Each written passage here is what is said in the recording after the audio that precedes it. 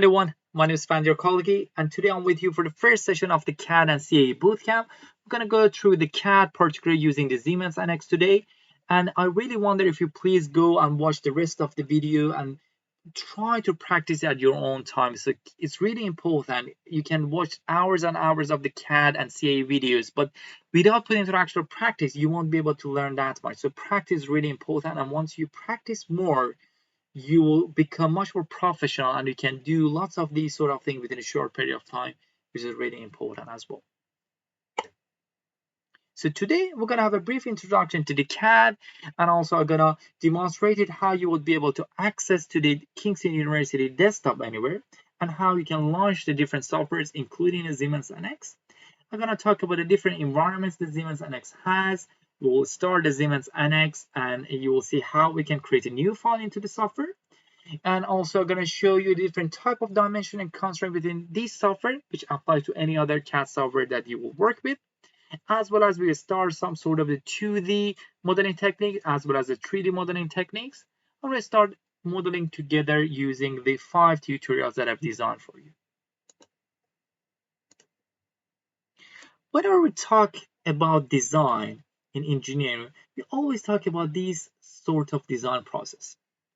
Every single company or every single institution might have their own kind of design process, but all of them there is around the same sort of concept that we always start by defining a problem, what sort of problem we are trying to tackle with that design. We collect the information and also we start brainstorming and start sketching.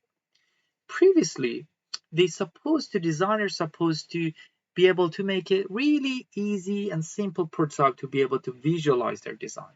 And that's why in 1980s, the software developer decided to work together with the engineers to go on with some sort of softwares called computer-aided design, which would be able to help us to demonstrate and visualize the idea that we have, the 2D model we have, into the 3D.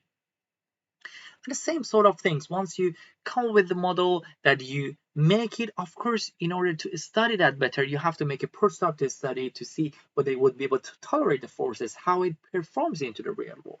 And that's why later they come with the idea of the computer-aided engineering, which would be able to simulate the design that already generated with the CAD to get some sort of feedback and then take it to the next step, which is actual prototyping and improving the design. We might have a different and a specific section on the design process because it's really important, and especially if you're gonna go and work in the industry with a design sort of job around it, you need to have a good understanding of product design and specification design process, which we're gonna talk about it later. So into the world of engineering, you heard these words a lot, computer-aided design. So as I mentioned, computer-aided design is basically you're getting the help from the computer system to help you in order to create, modify, analyze, and optimize your design. And this is what we mean by CAD. On the other side, we have the computer-aided manufacturing, which basically we use the computer system to plan, manage, and control manufacturing operation. We can optimize the manufacturing times. We can optimize the material we're going to use there. Also, we can come up with a new method of manufacturing. So this is really important tools in order to help us to have a better manufacturing. Also, on the other hand, we have computer-aided engineering, or called CAE. In the CAE, we'll be able to get the help from the computer system to analyze the CAD geometry we already generated, as well as to study and simulate the product that we have into the different environments. We would be able to study, for instance, the forces. We call it the finite elements analysis. We would be able to study the fluid that we have. That's why we would be able to study the aerodynamics, for instance, or the internal fluid by the help of the computational fluid domains, or CFD. This is all part of the CAE, which hopefully we're going to go through the CAD as well as the CAE through these boot camps that we have for you.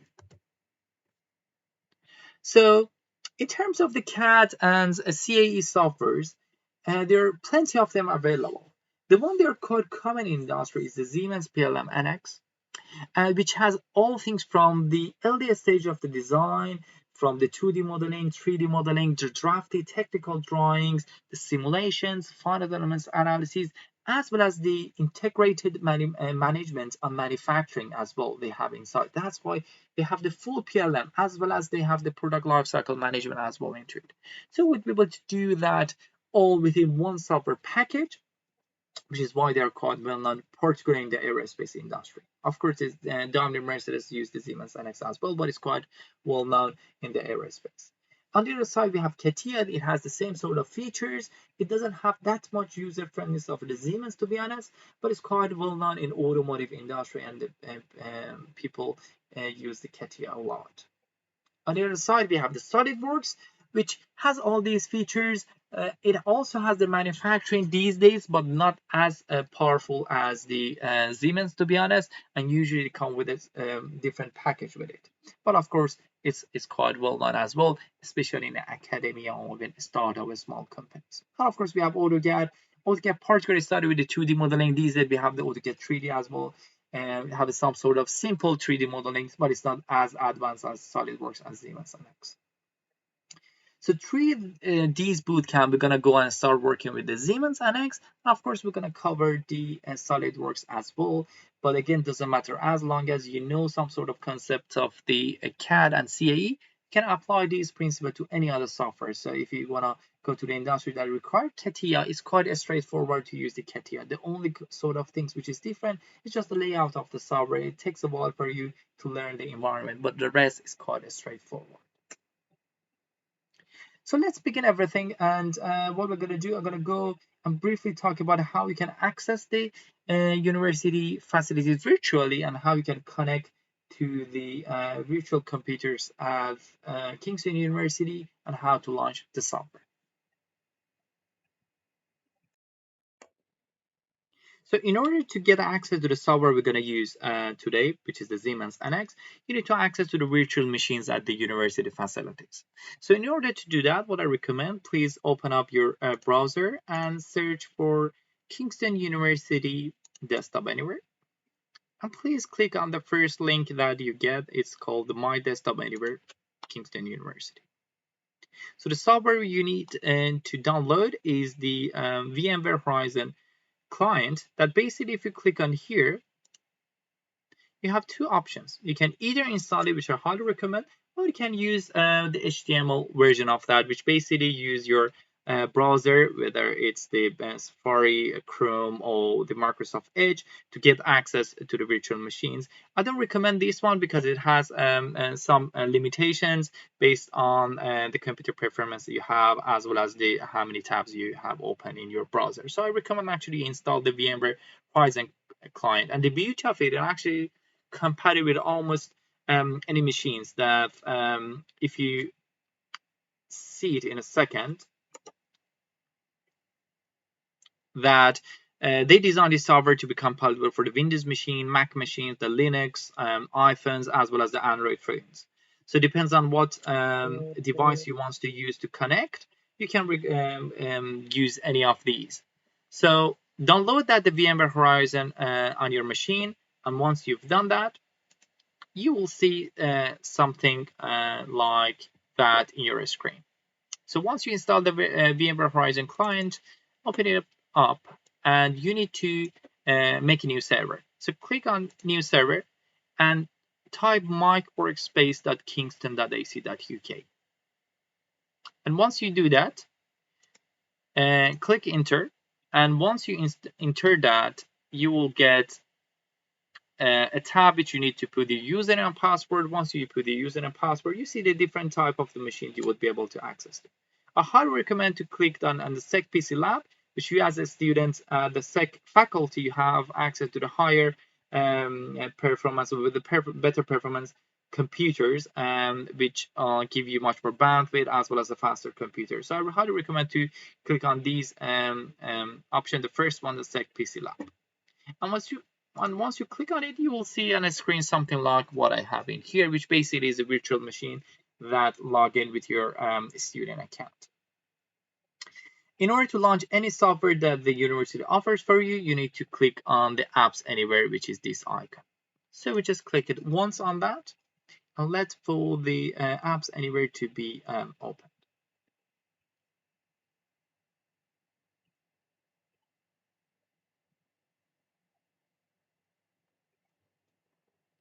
Because I'm using Chrome, it asks me to give permission to open the Apps Anywhere. And I'm gonna wait for it to check my account and validate the software that I have access to and provide the license for it. So the validation was successful. Now you can see I have access to 231 softwares. So for today, we're going to use the Siemens NX. So you can go to the search section and search for Siemens. You can see that there's a Siemens NX here. If you want, you can keep it in your favorites. So click on that star icon in here, and from now on it goes to your favorite, like any other software that I use regularly in here. And within the Siemens NX, if you click on that arrow, you can see you will have access to different version of that. For today, we're going to use the latest one, which is the version 18. It's just recently released, and we're going to go through that. But for the rest of these bootcamp, I might use a different version, such as V12, but all of them is almost the same thing. The only thing is the 18 is a little bit updated icons. Sometimes I use the 18, sometimes I use the 12, but I recommend to use the latest one because there are lots of bugs has been sorted out into the latest version, so it's better to go with the 18. So once you decide which version you want to use, just click once on it and let's the apps anywhere to open the launcher for you.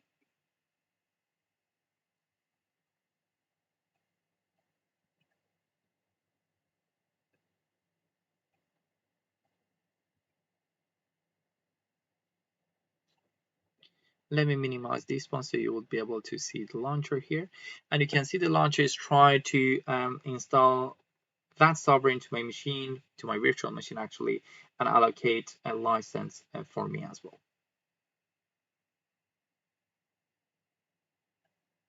So the software now is ready to use, and now it's trying to open the software for me.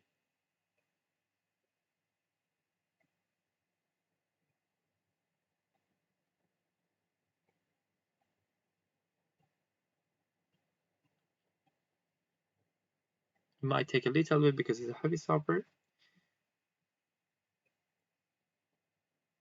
And you can see the Siemens NX that has been opened up here. Something I want to mention that sometimes you have the problems if you already launched the NX before and you want to reopen it again. You might sometimes get an error, and that's the reason you might. There, of course, there are various reasons that you might get that error, but one of the common reasons is basically you run the NX on the machine at the university facilities, for instance, and you try to use the other machine to get access to the NX because you already allocated the license to one machine and now you're gonna use another machine, you might get some sort of error. So in that case, what I recommend, for any time that you couldn't open the NX, you can click here.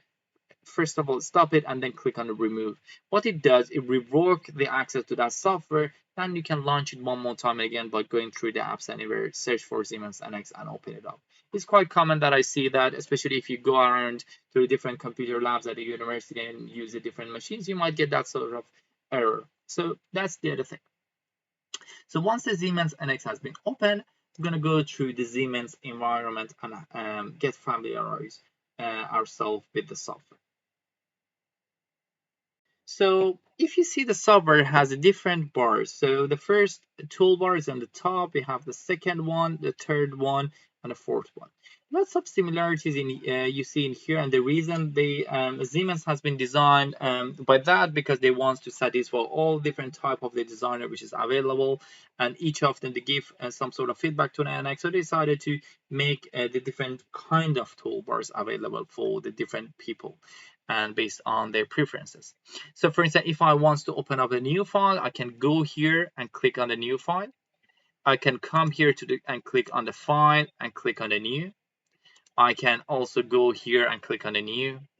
I can also come here, go to the menu, file, and click on new. And of course, I can use the Control and N to open a new, to create a new file. I can click on Open to open a file. The same things in here. You can see the Open here. Also, there's an Open icon there, or I can use the Control and O, which is the same things across any other software. So these shortcuts is the Windows-based shortcuts, and you can see that lots of other software use the same sort of things in here.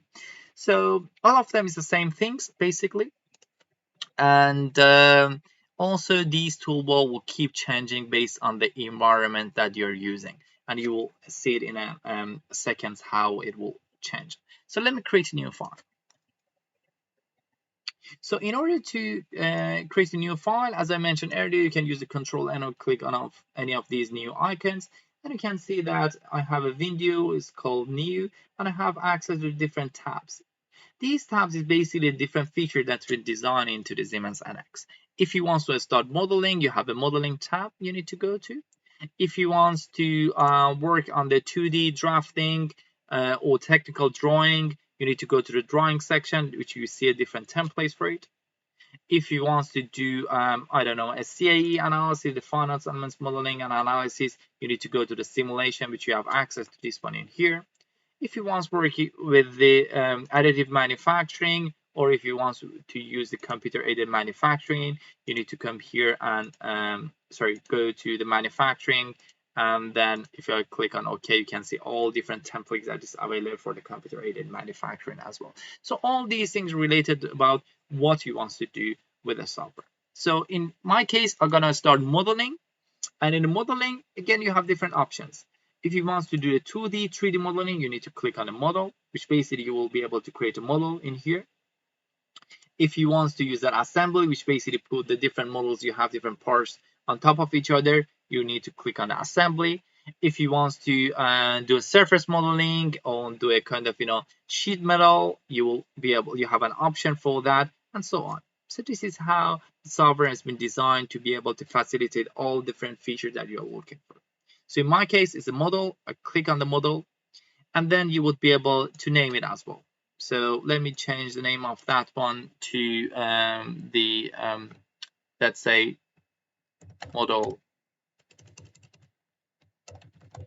.prt, and you can see the extension is a .prt, which is compatible for a different software such as the SolidWorks, AutoCAD as well. This is how the file has been exported normally within the Siemens NX. Also, I would be able to save it to the location that I'm looking for. What I recommend, if you want to save a file on these virtual machine, make sure you save it on your H drive, because if you save it on the C drive, the program files, after a period of time, because these are virtual machine, this information would be wiped out. So what I highly recommend to go there and save it on the H drive, which you see your K number there. You can click OK. You can create a new dedicated folder for you that you will save the files that you have access to. Let me see, what was the reason? Okay, let me save it on my desktop, for instance, and my files. I click OK. So this is the other thing I wanted to mention, and now everything is fine, and I just need to click on OK.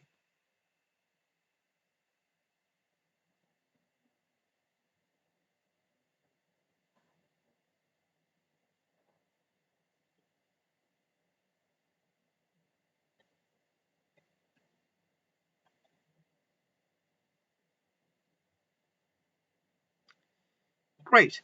So now once you're into the modeling environment, you can see these menu section, this section of the software has been changed according to the type of feature that I was looking for. Because I'm to the modeling, you can see all these icons has been changed.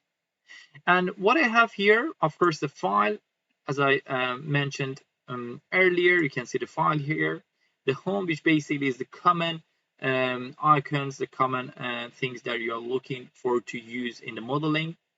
If you want to do the assembly, you can see the things related to the assembly. If you want to see the different type of the curves, you would be able to see them here. If you want to, for instance, measure something and do analysis, simple analysis in here. If you want to do a rendering, for instance, if you want to use the parametric modeling and use the expression, you see them there. And of course, any other application that you already have a license for within the Siemens NX. So for instance, in our case, we have access to the modeling, drafting, and so on. You can see we have access to the computer-aided manufacturing. We have access to the motion simulations, the FEA simulations, the mold design, and so on. So you would be able to open the same file you have to different applications. What is important for me, I'm going to go back to the home and I'm going to get familiarized ourselves with these icons and how we would be able to use them. Also on the left hand side, what you notice there are some sort of icons here. The first one is assembly navigator. If you have different models, you see them in here. Once we go through the assembly, you will learn about those and how we'll be able to move around between the different models. Also, if you want to see the constraints, which again, I'm going to go through that later, you'll see the constraint here, and also the modeling. So basically for today, we're going to work out with the part navigator section, which is in here, and we're going to use. Also in here, depends on how many tabs you have open, how many models you're working on. You see the tabs there, which you would be able to go around to the different tabs that you already. So in order to create a new model, we need to create a new sketch. And basically it's a 2D sketch we need to start. So in order to do that, while I'm to the home tab, I need to click on a sketch. So every single sketch that you want to work with needs to have a coordination systems.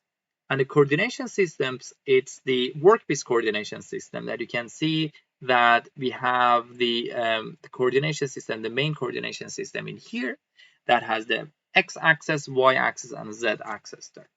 And it's gonna be used as a reference. So once I'm gonna create a sketch, I have to then decide what kind of planes I want to use to start the sketching. And I can either click on the on plane or on the path. If there's a path line and I'm gonna create a sketch on that line to be a reference plane, I'm gonna click on there. In my case, I'm gonna go with the default one, which is the on the plane. And of course, on the planes, I have the different planes. I have the x1, xy plane in here. If I want to sketch on that, I'll just click on it, and automatically it's already selected X and Y plane for me. If I want to use the either the Y and Z, I would be able to go there and click the Y, Z. You can see now I'm gonna sketch on that one. If you want, you can pick this one or any other these three planes that I already have, which you would be able to move around between the different planes which is available from the coordination system that I have. So let me go with the X and Y plane as a default. Also in there, I can either choose the plane which is available. In this software, we call them inferred, or I can create a new plane. And if I click on the new plane, I would be able to pick a plane as a reference and then specify the vector as a direction that I want to go, and also a point to be able to use as a reference to use on the software, for instance. You can see that I will be able to get a distance from the plane that I was looking for. I don't want to do that. I'm going to go everything with the default. I'm going to go with the inferred.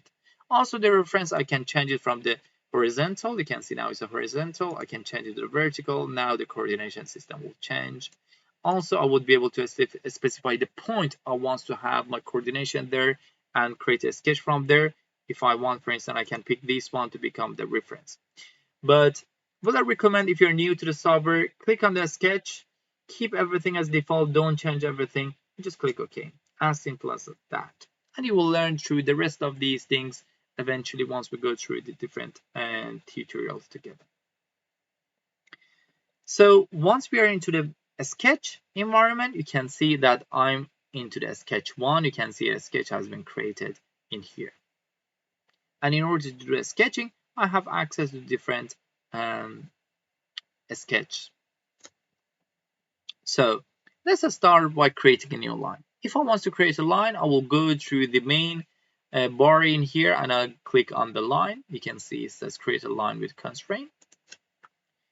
And with the line, in order to do that, I have to pick the first points and also the ending point. So starting point and the ending point. Let me start from the origin. So I just go to the origin and click once on my mouse. So the mouse asks me whether I want to use the existing point, which is the sketch origin or origin of datum. It's the same thing basically in my case. So I'm going to pick this one, for instance. That's the first point that's been created. And you can see if I move around the mouse, the software is looking for me to find out the second point, which I want my line to be stopped. So I'm going to go there. And right now I have an option to either go and create a line and then define the dimensions later, or I can do it at the same time. I'm going to do it at the same time. So let's see, I'm going to put the length of 100 and I'm going to keep the angles at the 0. Once I'm happy with everything, I just click once on my mouse, or I can click on enter. and the line has been created. You can see I created a line with a length of 100. So let's do that one more time, but what I'm gonna do, I'm gonna put it into an angle. The origin that I'm gonna start and where I want to finish. And let's say I'm gonna put it again in here 100, but I'm gonna put it by the angle of 145 degrees, and I click enter. You can see it creates a line by the length of 100, also 45 degrees with the reference line. That was a previous line. Still, I'm into the line environment, which means that if I move on, it will continue to create lines for me. You can have a look in here. So I would be able to go around and complete my model, for instance, by just these lines, as you can see here. If you want to come out of the line, what you need to do, you need to click on escape or click on the close. So you can either click on the escape from your keyboard, or you can click on the close, and it will come out of the line, which you would be able to go to the other options to use. So this is really important, that you need to make sure whether you want to continue with the line or not. So something, if you notice, some of these lines, they have a dimension in blue, and some of them, they have the gray dimensions. So the reason for it, because whenever you don't put the dimensions, the software has a smart feature called auto dimensioning. It starts giving you the dimensions. Sometimes it's become annoying, especially if you work with the complex geometry. And in order to get rid of that, what I recommend, you need to go from the main bar, you need to go to that menu, go to the more, and click on the continuous auto dimensioning. And now it's been switched off. So from now on, whenever I create a line, I create a line here, I don't have any dimensions there unless I put a dimension. So because I switch off the auto dimensioning, I don't have any dimension here. But now if I want to have the dimension, let's say I'm gonna create a line by the 100, angle 0, enter, you can see now it has a dimension. So I switch off the auto dimension. And if you want to bring it back, you can go to the more, activate the continuous auto dimensioning. You can see now the dimension, the automatic dimensioning has been back. In order to undo something, you can go to the top, and you can see there's an undo option. So you can click once on that, it's undo, or I can use the shortcut for it, which is Control Z. You can see the Control Z do the same thing for me. If I want to redo something, I'll be able to come here and click on redo. And of course, I can use the Control Y as well, which basically do the same things for me as well, and redo things. So let's go back and create a new line. Let me Control Z everything. And once I'm to the line, if I want to get rid of that line, and what you would be able to do, make sure you come out of that line. So click on escape or close it. And you can either right click here and click on delete, which basically delete that line for me. I'm going to do a Control Z. Or what you can do, you can click once on that line and go to the mouse, go to the keyboard you have and click on the delete key there, which do a delete for you. And of course, you can go there and there's a shortcut here, which is this one. I can click there and it would delete it for me. Or again, if you come here, click on the line and use a Control D, it would delete that for you as well. So you can see this software try to satisfy everyone. It provides you lots of options to do the same sort of things. Depends on which one you prefer, depends on how professional you are with the software, you might do it differently. And all of these things works.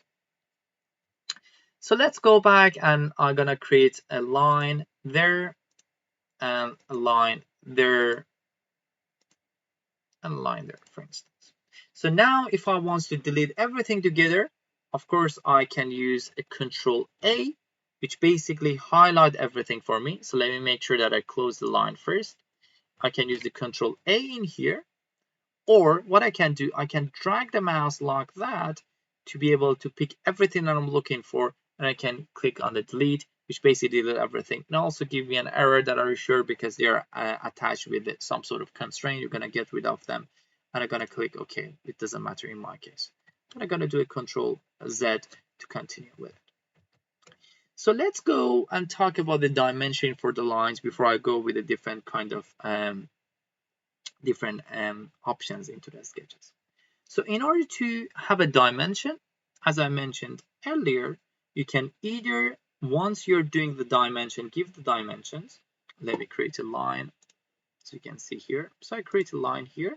I'm going to put the dimensions 100, the angle 90, and click enter. You can see I got the dimension.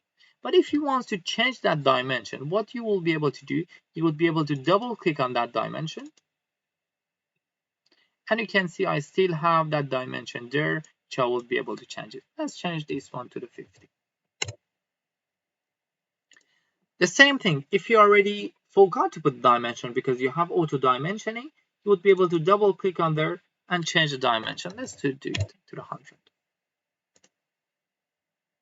So this is for the dimension. I'm going to come back to the smart dimensioning later once we go and familiarize ourselves with the different kind of sketch options. So that was it for the line. Let's go and create a rectangle. So let me get rid of this line and let me get rid of that line. So in order to create a rectangle, you can go to the rectangle in here. And to make the rectangle, we have three options. The first one is by the 2 points.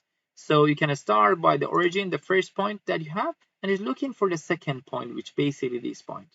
So whenever I move the mouse, basically it's trying to find that second point for me. So let me put it there. And also at the same time, I can put the dimension. Let's put it 150, and the height, let's put it at the 50. And once you're happy with everything, same as what we've done before, just click once on the mouse or click enter, and it will keep that dimension for you.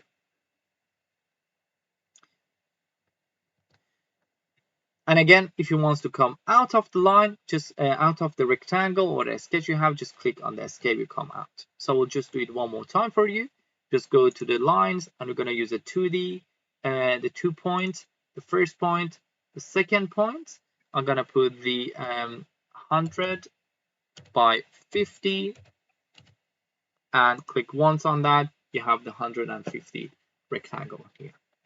Or but if you want to change any of the dimension here, like what I said, make sure you close this tab and then go there and change the dimension. Let's change this one to the 70, for instance. And you can see I can easily change the dimension as well to the rectangle. That's making a rectangle or creating a rectangle using 2 points. If I click there, there's another option. It's creating a rectangle by 3 points. So basically, that's the first one, the origin you start.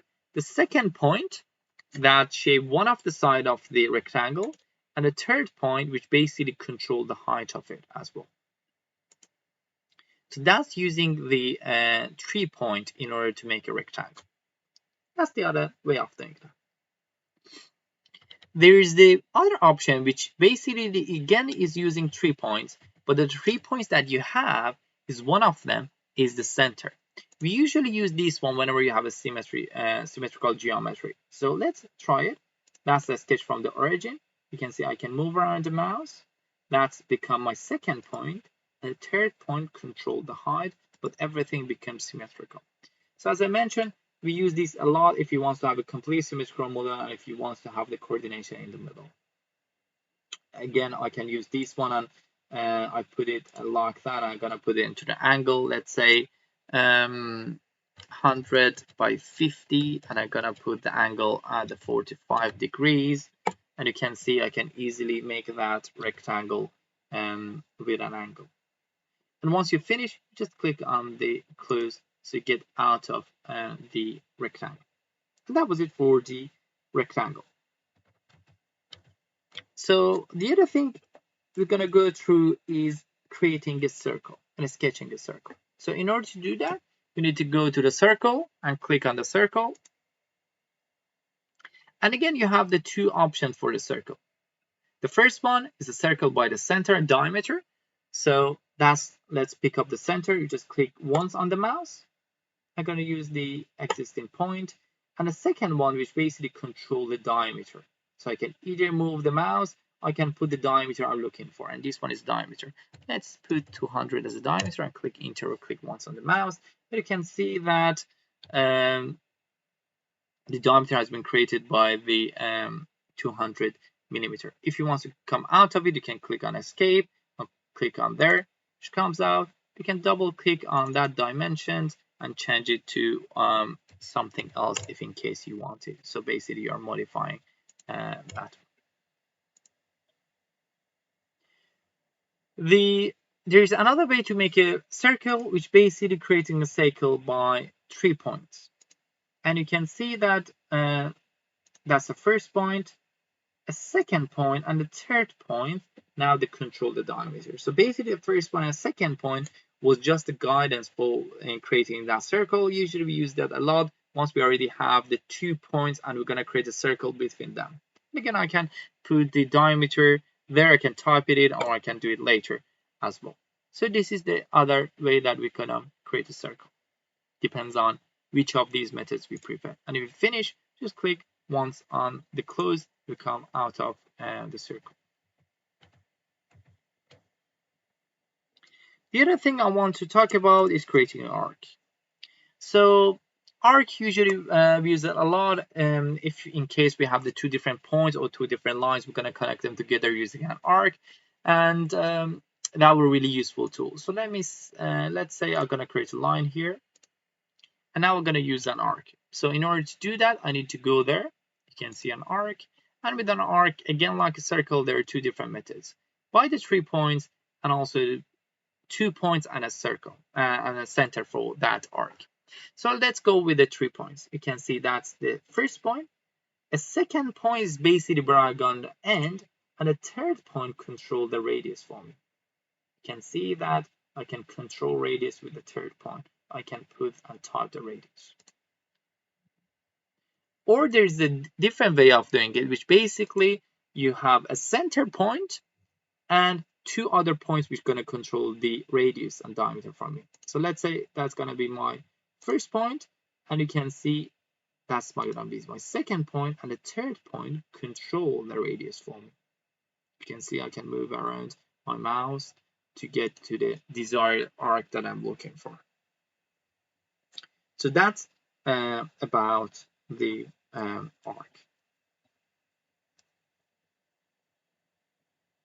Let's go and talk about the other feature called chamfer. Let me come out of this one and do a Control Z and make a rectangle here.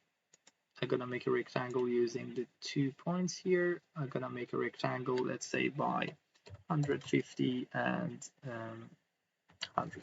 I'm sorry, 100. Good.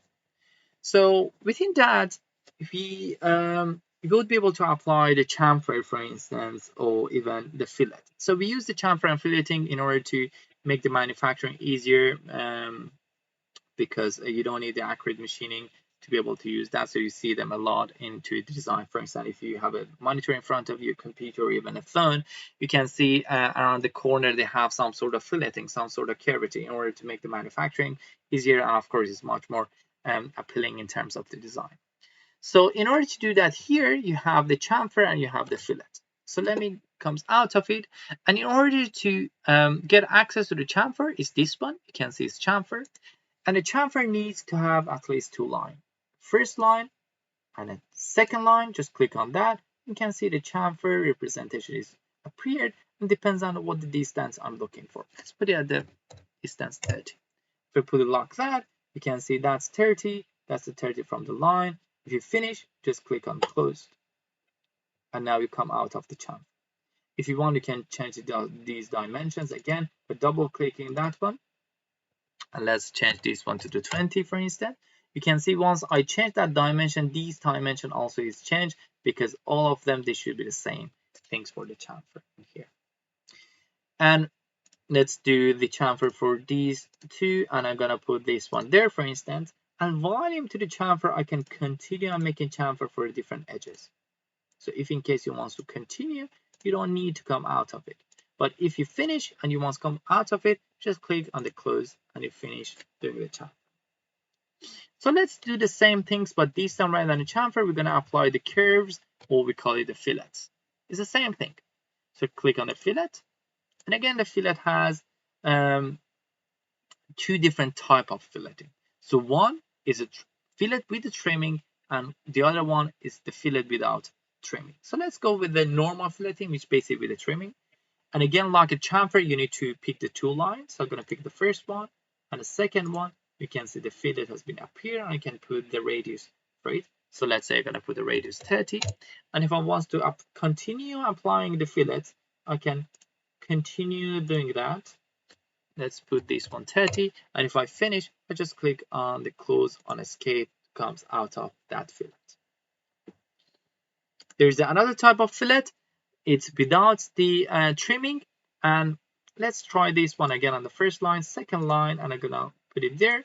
You can see I created the fillet, but I didn't trim the rest of these things, and I kept, and software kept their the lines, the original lines for me. So sometimes we use these method as well. So we covered the trimming as well. Sorry, the chamfer and the fillet, and let's talk about the trimming. So if in case you want to get rid of these lines, you would be able to use a feature called trimming. And in order to do that, there is that icon here. That icon here. This is the new update, which sometimes confuse you. So it's called the quick trim. Once you click on the quick trim, once there's a line that is between the 2 points, you would be able to get rid of that using a trimming. So you can see once I come here, it automatically pick up this line because there is a point here, there's a point here, and it's been the line is been surrounded by these 2 points. So I can easily click there and do a trimming. If I want to continue, I can go there and continue with the trimming. If you finish, you can come there and click on the close. So let me come out of this one and create a new circle.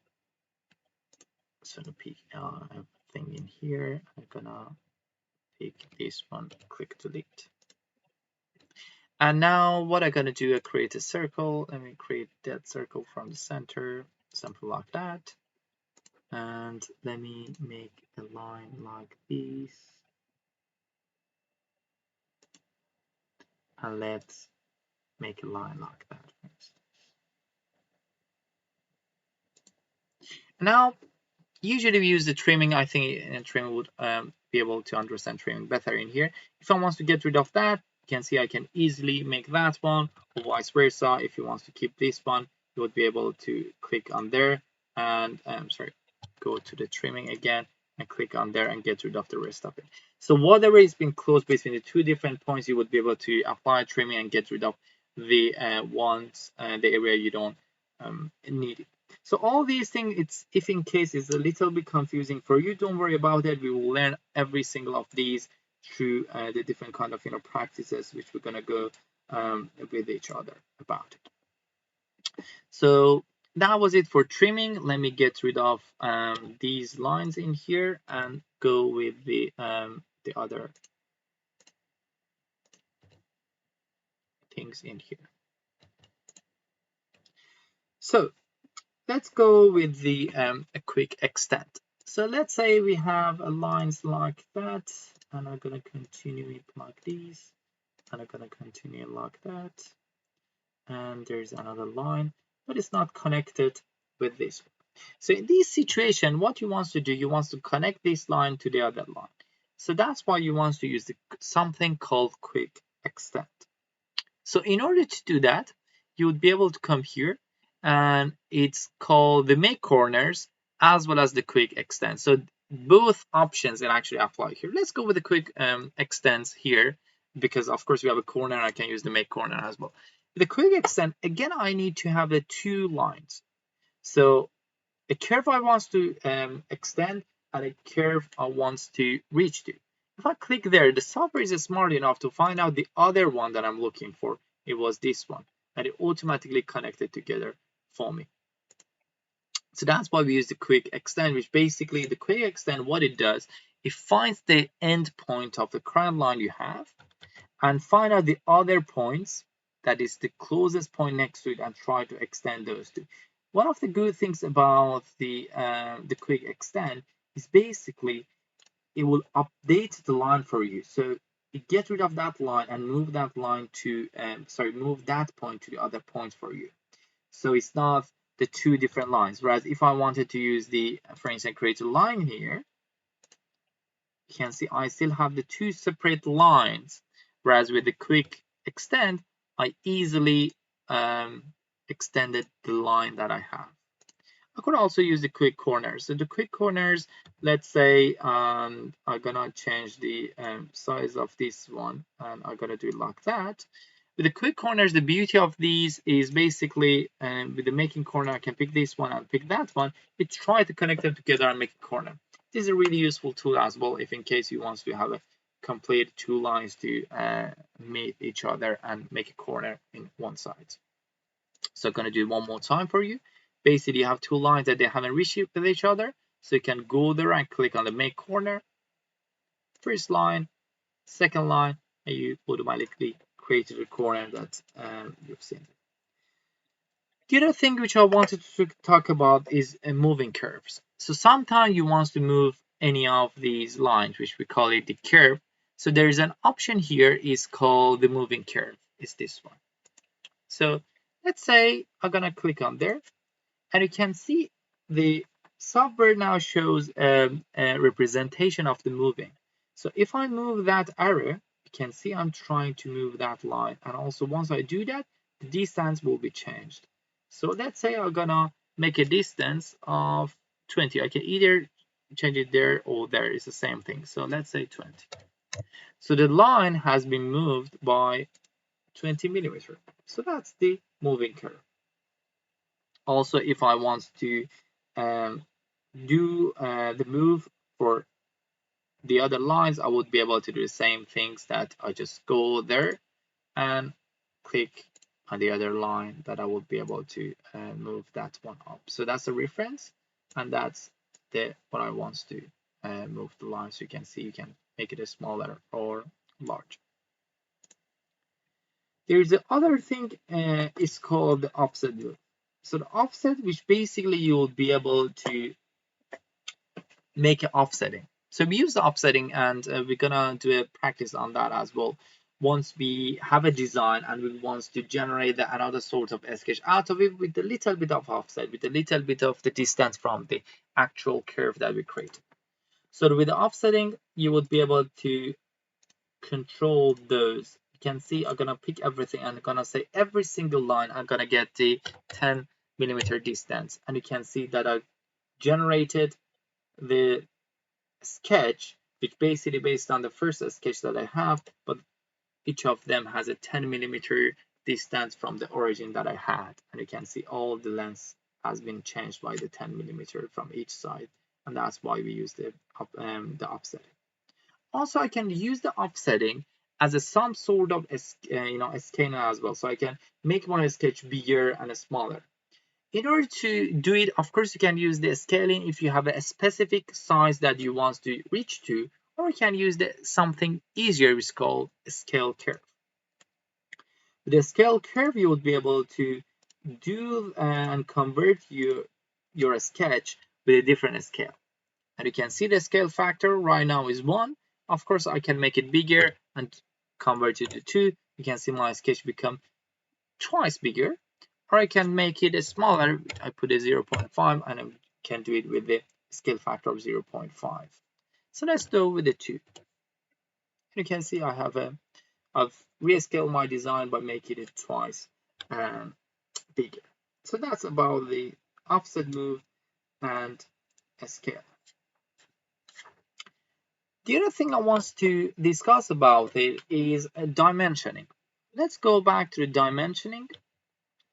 And with the dimensioning, as I mentioned earlier, so you can either switch on or switch off the auto dimensioning by here. And you can either put the dimension once you create the lines. Let's say I'm going to create a line here. Just do a cap. And put the dimension once you're doing it, which you will get the blue indication that shows that you have the dimensions. All that to use the auto dimensioning, double click on it and change the dimensions there. But let's say you switch off the auto dimension and you're going to apply the dimensions later. With some people to prefer to use that method because it's much more cleaner. So let's do it like that. And I'm going to go there and switch off the continuous auto dimensioning. I'm going to get rid of that dimension there and that dimension there. And let's say I created this rectangle.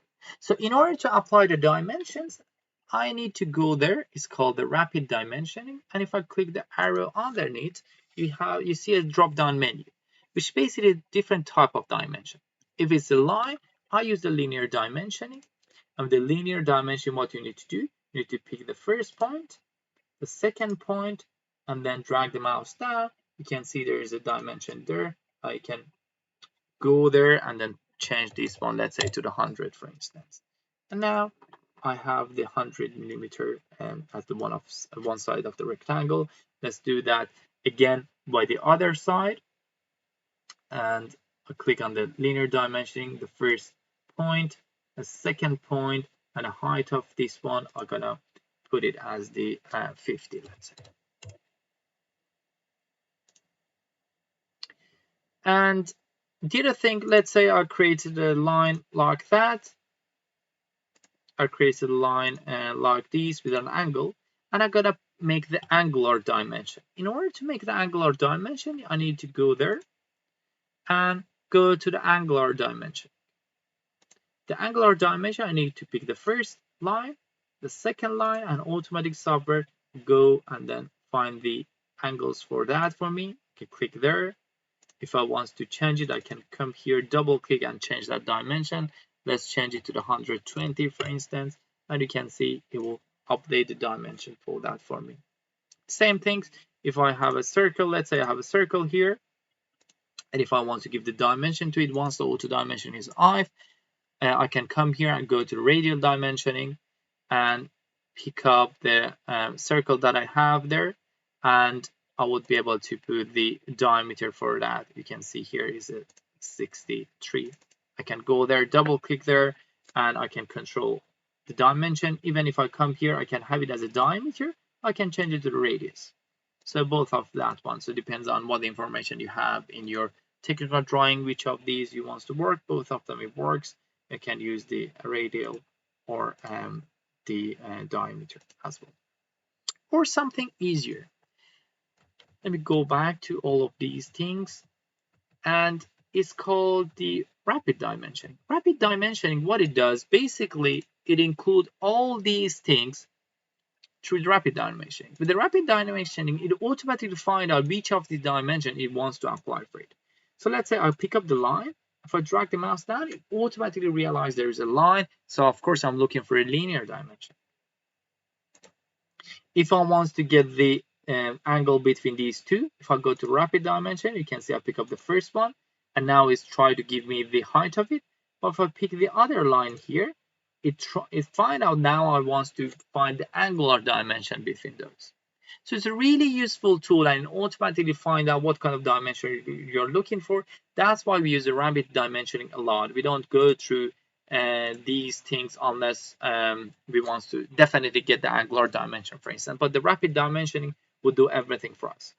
So let's say I got the dimension for this one. Let's say I'm gonna get another dimension for that one. And if I want to change them, I can always go there and change them. And if I continue, let's say I'm gonna get a dimension. Let's see what happens.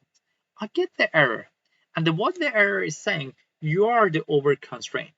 What it means that you're giving the information much more than is required. The reason for it, because of course these two dimensions, because the rectangle is the same things, and I keep repeating things, so that's why software is telling me you have over constraint here. The software is smart enough and realize that I have only one side of dimension. I haven't overdefined it. That's why it's blue, so everything is fine in this one. But these two, they are red, which means I have to get rid of one of them.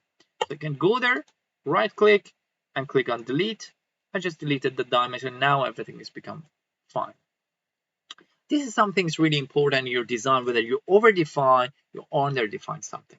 So for instance, if in this case I don't put the dimension here, it's underdefined because I only define one side of it, and the other side doesn't have the dimension. The height is not defined yet.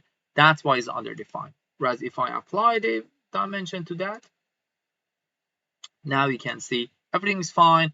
As soon as I go and repeat one more dimension, I get the over dimensioning error. And you can see now this time I over defined these two sides of the rectangle. I need to get rid of one of the dimensions. In order to do that, click on the dimension. You can either go there, click delete, do Control D, right click, and click on delete, or click on the delete key on your keyboard. All of them, it works. So that's about the dimension. So there is the other thing which is really important whenever you deal with the sketches, and it's called the constraints, which basically control the relation between the curves, between the lines you have. In order to see them, you need to go to more, and you can see there's an option called geometry constraints. Click on OK. So we have the different type of geometry constraint. We have the coincident, which basically is the constraint between the two different points which they meet each other. We use the coincidence. If, for instance, there's a point on the curve, we use that constraint. If you want to make a line and the a circle which they are tangent, we use this one. If you want to have two parallel lines, we use the parallel. If you want to make a line with another line which they are perpendicular on top of each other, they use that one. If you want to make a horizontal line and make sure it's definitely horizontal, we'll click on that. If you want to make a line and make sure it's vertical, we'll click on these. If you want to make sure that the two lines they are aligned and horizontally, we click on that. The same way that basically you use it even in the Microsoft Word, for instance, or even Photoshop, the same things. If you want to make sure they are aligned vertically, we use that. If you want to make sure there's a midpoint, which basically there are 2 points, and I'm going to create a point in between, we click on the midpoint.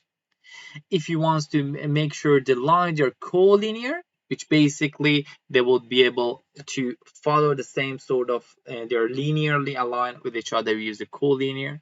If you want to make sure that there are two circles, two arcs, they have the same sort of center, we use concentric. If you want to make sure that there are two lines, they have the same length, we use the equal length. And also, if in case we have the two different circles or two different arcs, we're going to make sure both of them, they have the equal radius, we use the equal radius. So these things, we use them a lot. Some of them, if you want, I can quickly show it to you. For instance, let's say I created that line, and you can see it's not horizontal.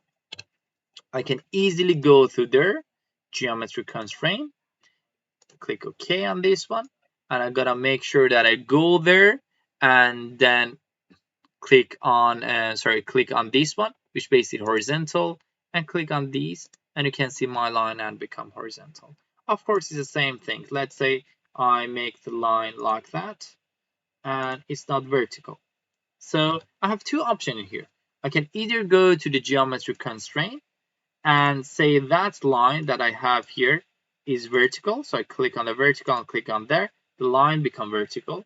I could easily, what I could do, I could go to the geometry constraint, and I'm gonna say this line with the other one is perpendicular. So I can go there, and I can pick this one and pick that one. I'm sorry, something is really important here. Make sure that it's the two different, so it's the two different lines. Make sure you need to define in two different constraints. If it wants to undo something or unclick something, you can click on Shift and pick that line. So basically, I deselected the line. If I want to select it again, I select it normally. If I want to deselect it, hold the Shift key on your keyboard and deselect it. So in order to make the perpendicular, that's the first object. To choose the second object, I have to go with the second one and choose this one, and I make them perpendicular. You can see the perpendicular sign up here. Of course, even if you want, you can go there, do a rapid dimensioning, and then put the dimension between those two as 90 degrees. Again, it works, but it's not that professional, because easily with the constraint, you could apply the same sort of things.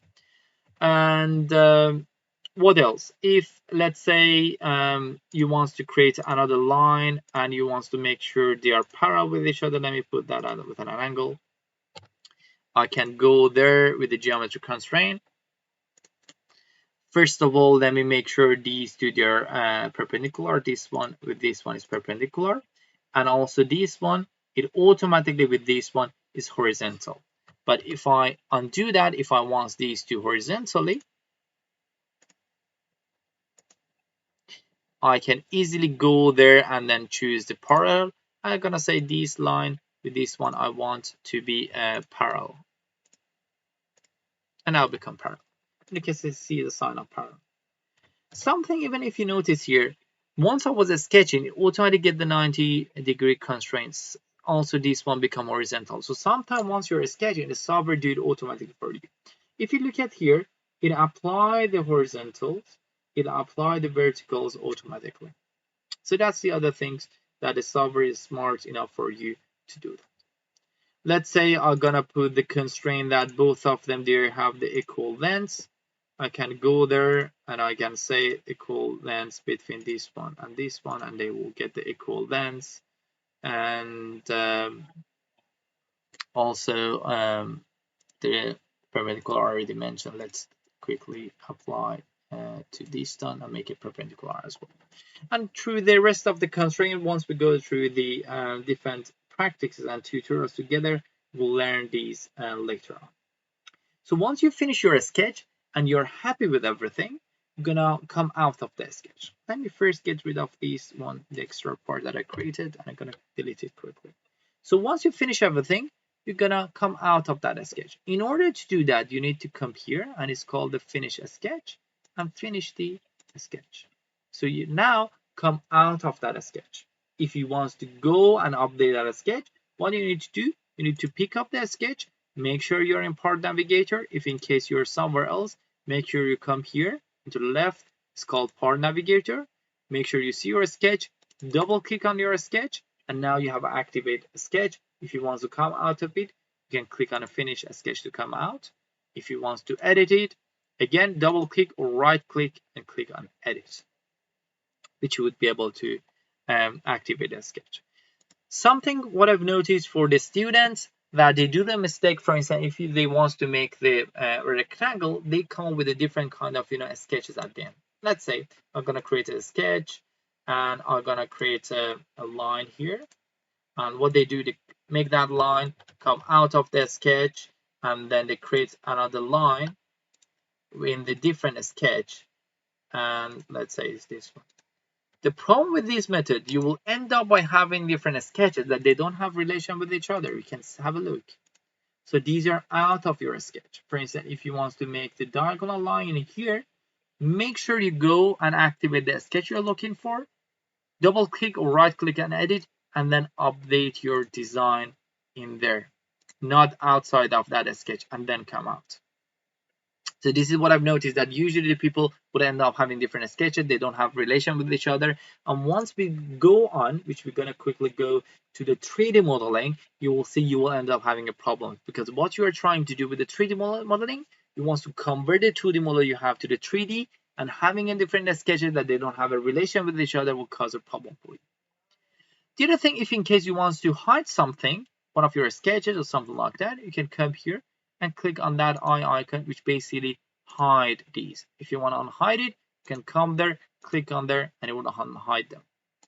You can also come here and click on hide and unhide. Same sort of way. As I mentioned, the software tried to come with different methods of doing things for you. So that's for it for the 2D modeling, for the 2D parts of the sketching. And now we're going to go on to the 3D modeling. Great, so let's start the first tutorial and about what we actually learn, and let's put it to the practice. So what I recommend, please go through this tutorial, and then once you watch that, pause it and try to do it by yourself at your own time, because the computer-aided design, or CAD, as well as the CAD, CAE, all of them is lots of practices, and it's not something that you just learn by watching the videos. You need to put into practice by doing yourself and learn about what kind of method you prefer, because you might do it differently. And you can see once we go through this tutorial, there are different ways of doing that, and you need to pick the one which is suitable for you. whatever you prefer. Nobody in the industry will check what method you use for sketching. The only things they will check, they will see how long you have spent in terms of timing and to produce a sketch. So they want or model, because they want to see how what's your performance based on the accurate design, as well as how much time you have spent. But they don't care what sort of methods you do. They don't care how you create a new file, how you apply the constraint, whether you want to use the shortcuts or not. So in the first tutorial, we need to create these 3D model. In order to do that, we have to start from the 2D sketch. And what I see here, I think I can make a line here by the length of 80. I will create another line in here. The length of that one, so I can get it from here, is 10. So become the length of the height of 10. And then what I will do, I will create another line, this line, the length of that line. So in order to calculate that, it's really straightforward. So what I need to say, this one is 80 and it's symmetrical. Do you see that? There's a reference line. So that distance to this distance is 15. That distance to this distance is 10. So it's 14 minus 25. Therefore, this one become 15 for me. So basically, this one become 15. And so this is how we actually read the technical drawings. And of course, I will have another line here, which is the length of the 30. Then I will go with another 15, another 10. I will continue that. That's one method of doing it. I'm going to show it to you, but I'm going to come back and do it a little bit differently. So let's go there. And in order to create a new sketch, what I need to do, I need to go to the file, new, go Control N, doesn't matter. Make sure you're into the modeling. Make sure you rename it to what you're looking for. Let me call it the T01 or tutorial 1, whatever you want to call it, and click OK. So in order to start the 2D sketching, what I need to do, I need to click on a sketch. And while I'm on that sketch, I'm going to pick the plane that I want to work with. I'm going to go and start with the X and Y plane. So I'm going to keep everything as default. Don't change anything, and I click OK. So as I mentioned earlier, the first line, I can easily start from the origin and make a line by the length of 80 and angle 0. And because I'm going to put the dimension manually, what I'm going to do, I'm going to go to the more and switch off the continuous auto dimension, because I'm going to have a full control about what I'm doing. And there was another line by the length of 10. So whilst I'm into the line mode, I continue with the length of 10, angle 90, and there was another line by the length of 15, angle 180. And what I'm gonna do, I'm gonna continue by creating a line by the length of 30 and angle 90. In here, if you want to zoom in, so you can scroll the mouse, you can scroll in for zoom in, you can scroll out for zoom out. So scroll in, zoom in, scroll out, zoom out. If in case, for instance, you want to bring everything into your actual window, what you can do, you can come here and click on a fit, or you can use Control and F, which basically bring your design and to fit it to your screen. So if in case, for instance, you have them somewhere that you won't be able to see it, I use the fit allowed, basically to just zoom in and make it available to the screen that I have. So I'll continue with creating another line here.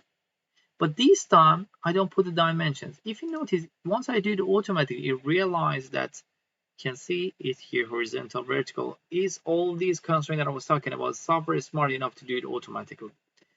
And I can either put the dimension 15, or I can make it equal length with this one later. So let's continue. And again, this one was 10. Of course, I can put a dimension there. Let's put it 10, for instance. And what I'm going to do, I'll create another line by the length of 8. This is one method which you can continue and use it. But if you go back to what we have here, you can see there is a horizontal line and there's a vertical line in between, which is a dotted line, which means that there is a reference. So the method that they use in here to produce it they use the mirroring feature because everything is symmetrical. I don't need to waste time to continue and finish these things. There's nothing wrong with that. I could easily, because I created that line, I could easily come down by 10, go there by 15, comes down by 30 to finish that. But if the model is symmetrical, I can just create the half of it and use a feature, we call it mirror, basically to copy the rest. So in order to do that, I have to make these dimension half because I'm gonna make the dimensions just from here to there. I'm gonna go with the 40 and continue with it that way. But as I said, there's nothing wrong with it. You can easily continue with just creating the model and finishing like that. But I'm gonna make it a smart method to do it like that. So I'm gonna go there and instead of 80, I put 40. And you can see all my model will change. I'm gonna double click that one. And also in here, let's do something. I'm gonna get rid of these dimensions. I'm gonna get rid of that dimensions as well. This one is 15 is okay. I'm gonna bring 30 out so I can have a look. And I'm gonna use the constraint. So what I'm gonna do, I'm gonna go for the constraint. As I said, you don't have to, you can just give dimensions normally. But what I'm gonna say this line with this one, I want to have the equal lengths. But you can see the model is changed. The reason it's been changed because I haven't given the dimension for these, right? So in order to do that, I have to bring this one and make sure I bring the model like that to the same that I was looking for. But of course, I can update it like this. So what I've done, they make these two as the parallel with each other. So the software is smart enough to do it everything together. As I said, you don't have to. I want to do it a little bit more advanced. That's why I'm trying to do it like that, but you don't have to. Let's say these two, I want to have the equal lengths. I want to have this one with this one to the equal lengths. So you can see now I just put the 4 dimensions, and the rest is being controlled through the constraint. Nothing wrong with it. I could easily put this one as a 15. I could put this one as a 40. I could put this one as a 10. I prefer to use the constraint. You don't have to. You can do it in your own method by just providing dimension for every single of these. And now I'm gonna create a new line from here to go up. And what I'm gonna do, I'm gonna click on escape and convert this one to the reference. In order to do that, I can either come here, right click, and go there, which basically says convert to reference. You can see now it's become convert to the reference. Or we can go there and convert to the active line. Because I want to use this line as a reference to make a mirror, but I don't want it to be active. I use it like that. I can either, as I said, go there, right click, or can easily click once on the line. And once I'm in the line, you can go over it. Let me do it one more time for you. Once I go over that, you can see that there's an option here that I would be able to convert it to the reference in here. The same thing, I can either go there, I can go there, doesn't matter. So now I have the reference line. What I need to do, I need to copy whatever I have using a mirror feature. So what I can do, I can go there, open this one up, and in here, there's a feature called mirror curve. With the mirror curve, what I'm trying to do, I need to define the curve I want to mirror. So I want to pick these ones and automatically pick everything because all of them are connected together, and software realize I want to pick everything. And a center line, a line that is going to act as a mirror for me, which basically this one. And you can see everything has been mirrored automatically based on what I have. So I didn't continue these to put the dimensions. Everything has been done with a one simple click in order to make the job easier. So what else we had in here? We had a rectangle in the middle by the length of 30 and the height of 20 and a distance of 10 here and a distance of 15 there. Okay, so what I will do, I'll go there and make the rectangle. I can make the center rectangle and make the rectangle like that, which basically was 30 and the height of 20, and the angle I keep it at the 0. So what I need to do, I need to give the few dimension to make sure it is in the center. In order to do that, it was a 2 more dimension I have to do. So I can go to rapid dimension. I can say the distance between this one and that one was 15.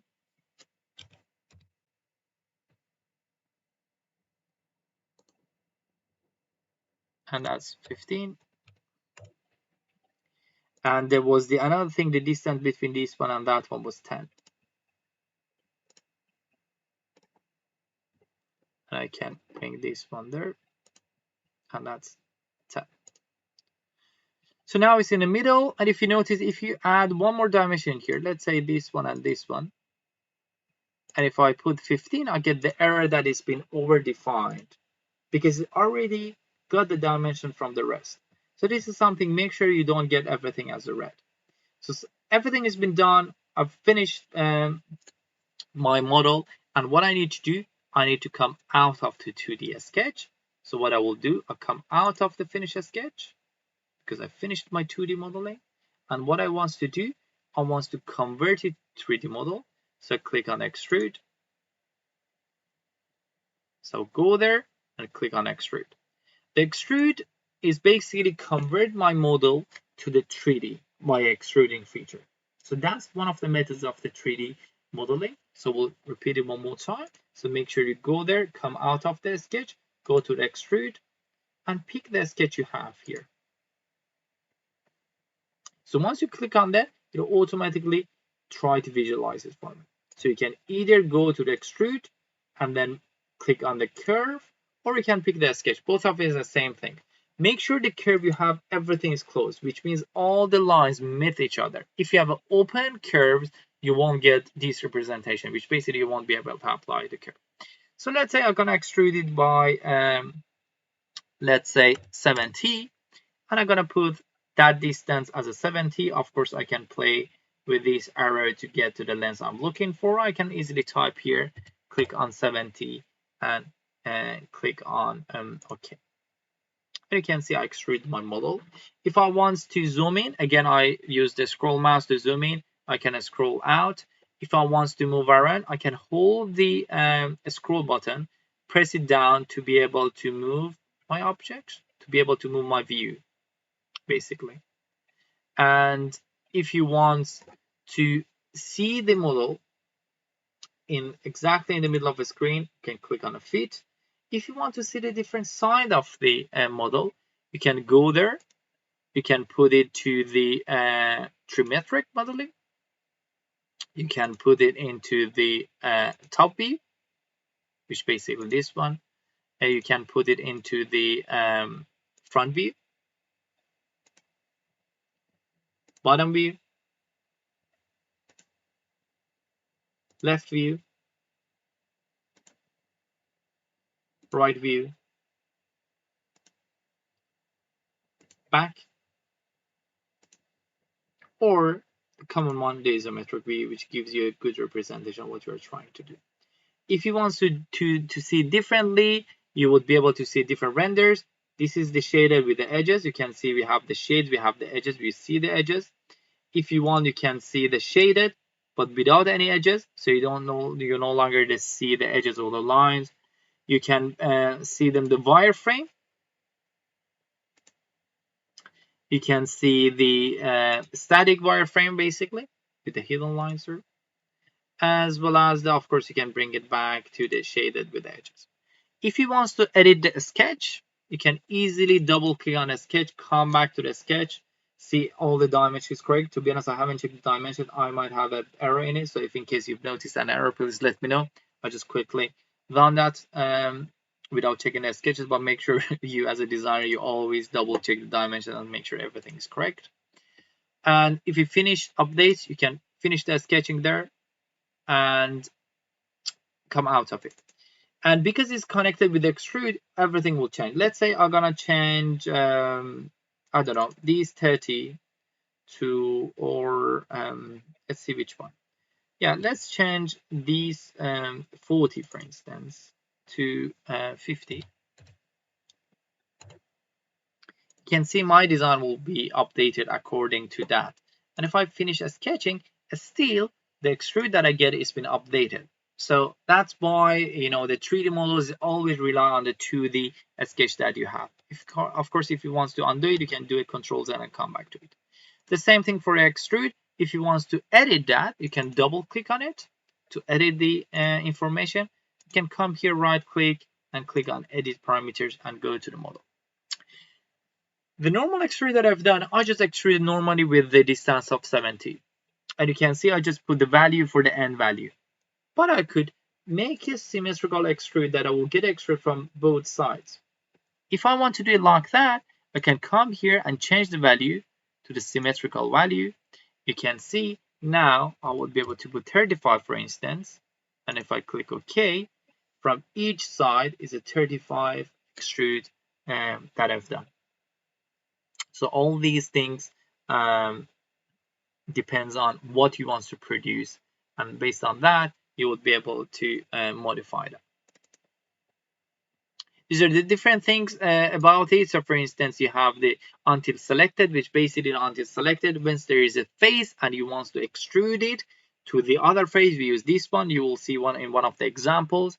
You have the until extended, which basically you want to extrude something. Let's say in this case there's a circle, it wants to extrude with another plane. We use the until extended. Of course, we have the through all, which continue all the way to the end that we have used the through all method as well here, which you will learn these later once we go on through the different tutorials. I try to implement all these 3D modeling features within the tutorials. I think learning that would be easier rather than I just go through every single of these for you. And let me go back and change this one to the value. Let me also change the value of this one. This one was 0 and a normal. I think the original tutorial was 30, and I just put that to the 70 because I wanted to teach you the symmetrical modeling. And I put that one here. You can see is easily created that one. The time for this tutorial, usually I expect the student to finish it within half an hour, but in order to do it once you get experience, technically creating this one shouldn't take more than 5 minutes for you because it's really straightforward. And if you notice here, this is the same thing I've generated. And if I click there, you can see I use that much more professionally. What I've done, I use lots of the constraints by making the equal lengths, for instance. I make sure everything's symmetrical. Even I kept the coordination in the middle. So what I've done in this model that I've started, I basically created this one first and created the rest according to that rectangle to make sure everything is in the middle. You don't have to. It completely depends on what methods you prefer, but these are different ways you would be able to do it. And once you finish the model, once you finish everything, make sure you save it. In order to save it, you can go there, click on save, or you can use Control S, or you can go to the file and click on save, and click on save, or you can go to the menu, file, and click on save. So whatever you use, doesn't matter. Make sure you save it to the correct location. Make sure if in case you're using it on your computer, that's fine, and your personal computer, but if in case it's a university computer or virtual machine, make sure you save it on your H drive that you always have access to. So that's for this one. Let's go ahead with the other tutorial. In this tutorial, what we need to do is basically about same sort of thing we've done within the first tutorial. We need to make a 2D sketch and then extrude it. So as you can see here, I can make a line by the length of the 200, go up by 90, and then go to the left and create a line there by 40, comes down by the length of basically become 90, minus 50 is become 40. Continue and create a line. The length of this line is not given, so basically it's 200 minus 40. This one has the same length, so 40 as well, become 200 minus 80, and this one become 120, and I will continue that. And of course, these things I can easily also use the constraint for it as well. And of course, I can make half of it and make the mirror. To be honest, in this case, I think if we sketch that one would be faster than we apply the mirroring. But if in case you want to do mirroring, that's fine as well. So let's do that together, let me go and open the Siemens NX.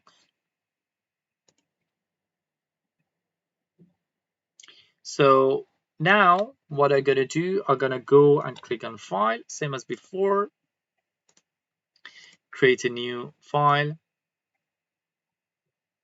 and in here I'm gonna make sure I create a new model. So I'm into the modeling environment and call it T02, tutorial number 2. Make sure it's saved on my H drive, and I click OK.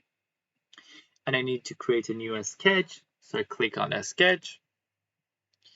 I'm XY plane, that's fine for me, so I'm gonna keep everything as default, and I click OK. So I'm gonna create a line by the length of 200, 200, angle 0, and I'm gonna make sure that I switch off my auto dimension as well, because I wanna have a control about the dimensions. And so I need to create a line by the length of 90 in here, and angle is 90, so it's completely vertical. But you can see now these signs comes in, which shows that it's vertical. This one shows that it's horizontal. So everything comes automatically for me. So there's a line here by the length of 40, and I need to come down by the length of 40 again.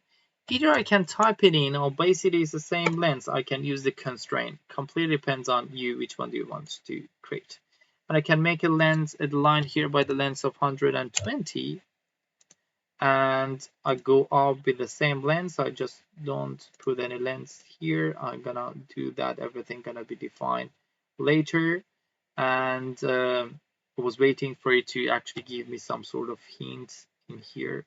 See what that gives me now or not. Yes, that gives me hints, so I can make that one, and I would be able to close it down.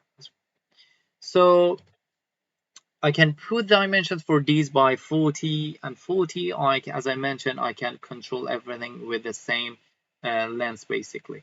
So what I'm gonna do, I'm gonna go there, activate the geometric constraints, and say that these lines I want to have the same length with this one, for instance. And you see I got the error. The reason I got the error, because if this one is 40, this one is 120, then therefore it definitely becomes 40. So I can either get rid of that echo, or I can get rid of that 120 that I calculated basically in here. If you remember what I've done, I was saying this one is 200, this one is 40, therefore this one is 40, and then the rest should be 120. And the 120 is not given, so I can easily get rid of that one and let the constraint control everything for me. Both of them is correct. Nothing wrong with that. Even as I mentioned, I can get rid of this one, and let's say the constraint gonna control it for me. So if you have less dimension, let the constraint control these things for you. I think it become much more better basically. And that's it. Even this one I don't have to. If I put this one with this one, that's okay. So everything has been done. I just need to apply the fillets. So the fillets, you can either do a 2D modeling fillet. Let's do that 2D modeling, but of course we will go through the next session. We can apply these fillets, these curvature through the 3D modeling as well, which is a kind of a finishing to it. But I'm going to do it now in the 2D modeling. So what it says here, you have 6 fillets with a radius of 10. 1, 2, 3, 4, 5, 6. So 6 of these with a radius 10. If you remember, in order to apply the fillets, let me make sure I fit it to the screen. I need to go to the fillet, which is this one, and pick the 2 lines. I'm gonna have the fillet there, and the fillet was 10, radius 10 is 10 for that one. You can see here I'm using the untrimmed, whereas what I need to use is trim version. So let me do Control Z. I think by default, because I was demonstrating the untrimmed, I'll use that one for you. So make sure it's a trim version of the fillet. It's 10 there. It's this one and this one is 10. This one and this one is 10. 10. Another fillet in here was 10. and also 10. So that's it. And 2 more fillets we have, but they have the different sizes. So we have 2 fillets here. The radius is 15. So I'm gonna go there and make the 2 more fillets here and here, which is the 15. Another one here and here is 15. And I need to make 2 circles with the center of these fillets that is being already created for me with the diameter of 15. So this one is a diameter, it's not radius, with a diameter of 15. So what I'm gonna do, I'm gonna come here, click on the curve on the circle and make the diameter of 15. And also this one is the diameter of 15 as well. Automatically it has everything. And I will close this one. Let's say whether I have anything else I need to define. This one has a distance with the 15 and 15 already because of the center of the fillet. So this one and this one is already 15. So I've done everything. And what I need to do, I need to click on the finish a sketch. You can see I already have the model and I need to convert it to 3D model. So what I need to do, I need to go and click on extrude. Click on this one and extrude that by the amount we are looking for. It's, I don't know whether it's given to me here, but let's go and extrude it with the 30, but of course it always would be given. And even if you want to see the result before applying, you can click on show result and see it. And once you're happy with it, then click apply and close that one up. And so that's it. What we've done with the second tutorial, you can see it's really straightforward. We've done it quite easily. Even I didn't apply the mirror because it was really straightforward. And although it was recommended that it might take half an hour, we quickly done that within a few minutes. And you will see once you continue with these kind of tutorials, you're getting some sort of speed because you get familiar with the softwares and everything become easier for you. So please take your own time, go through these tutorial as well and do it, and hopefully you would be able to get the same sort of thing I produce.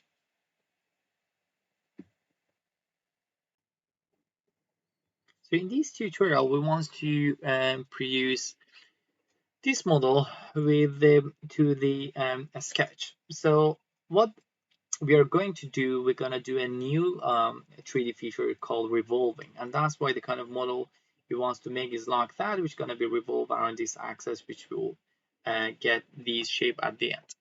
So this one is a little bit more complex than before. It's really straightforward. The only thing is you can either calculate dimensions. For instance, you can see here the height of this one is 4, but this one didn't give you, so you have to calculate the dimension by saying that 10 minus 4, this one is 6, or you can keep this one as the without dimension and then make the dimensions later, which we're gonna use now.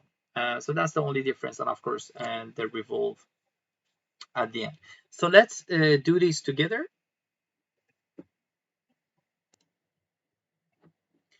And in order to do that, I need to create a new sketch again, a new model. So go click on new, or click on the Control and N to be able to create a new model. I'm gonna name it by the T03 and make sure it's saved on the correct location. I click OK. I click on a sketch. I keep everything as default and make a sketch in the X and Y plane. I will start by making that line with the length of 22 and go up by 4. So it's the line with the length of 22 and I go up by 4. So what I need to also do, make sure the auto dimensioning is switched off as well. Because this one, everything is run through the dimensions, so I'm gonna make sure that everything is without the auto dimensioning, because otherwise it's really hard to control it. So click the line, auto dimension is off. Starts by creating a line in here, the length 22, angle I'm gonna keep it as 180. So I'll go up by 4. Angle is 90. And what else? So 22, 4, and then we need to continue with the line. I don't know what it is.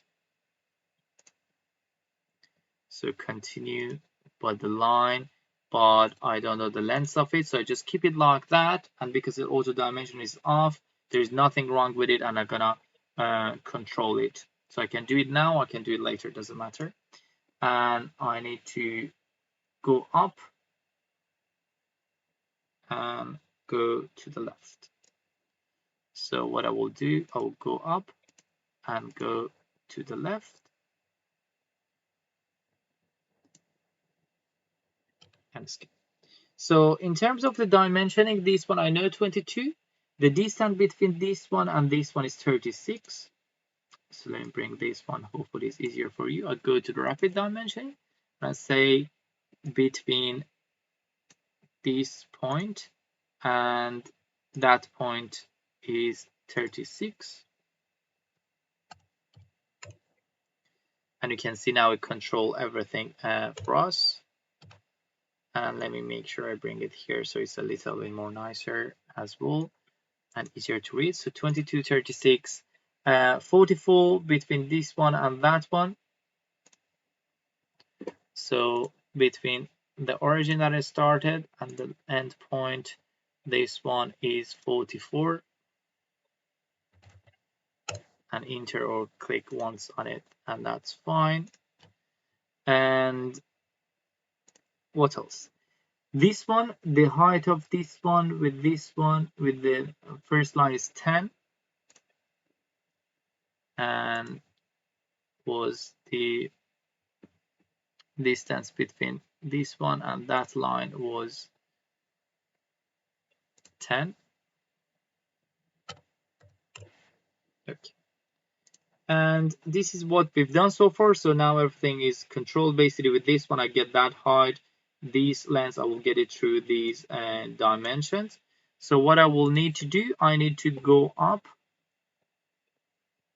from here, and I go up vertically. I don't put any dimension again.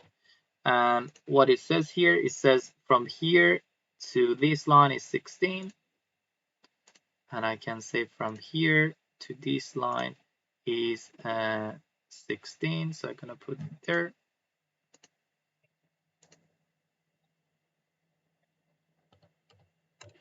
Good. And that's it. So this is what I've done so far.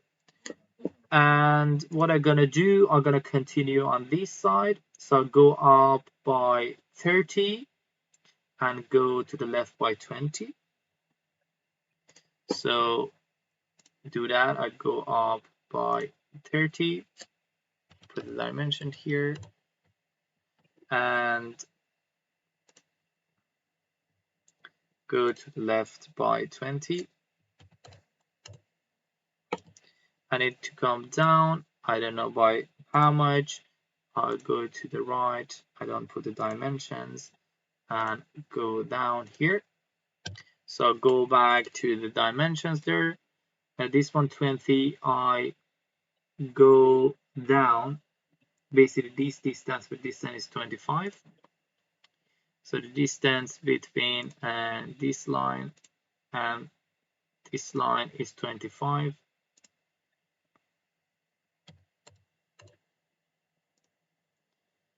And let me keep it there.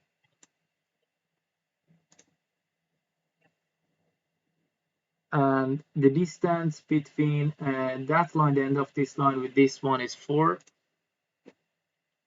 So the distance between basically this one with this one is 4.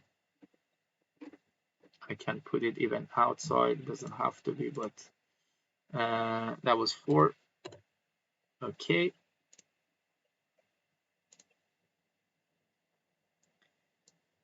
And what else? And then continue comes down and then go to the line. So basically I need to connect this one with this one, but this one should be horizontal basically, or if I want I could continue that one, doesn't matter. So what I can do, I can come here and make it as the horizontal. What it does, it extends this line for me automatically to make sure they meet each other. Or I could make this line lengthier to make sure it reaches there. Doesn't matter. Both of it is correct. Let me see whether I define everything. This one 25, 30. Yes, I've defined everything there. Yes. And what I need to do, I need to apply the fillets. So the fillets that I have, they have 3 fillets by the, there is a 1.5, there's a fillet here, there's a fillet there and there. So let's do the 2 fillets here and there, 1.5, and there and there, 1.5, and there was a fillet there, I guess. Yes, and that's 1.5. And I think everything has been done, and the 2D sketching is finished.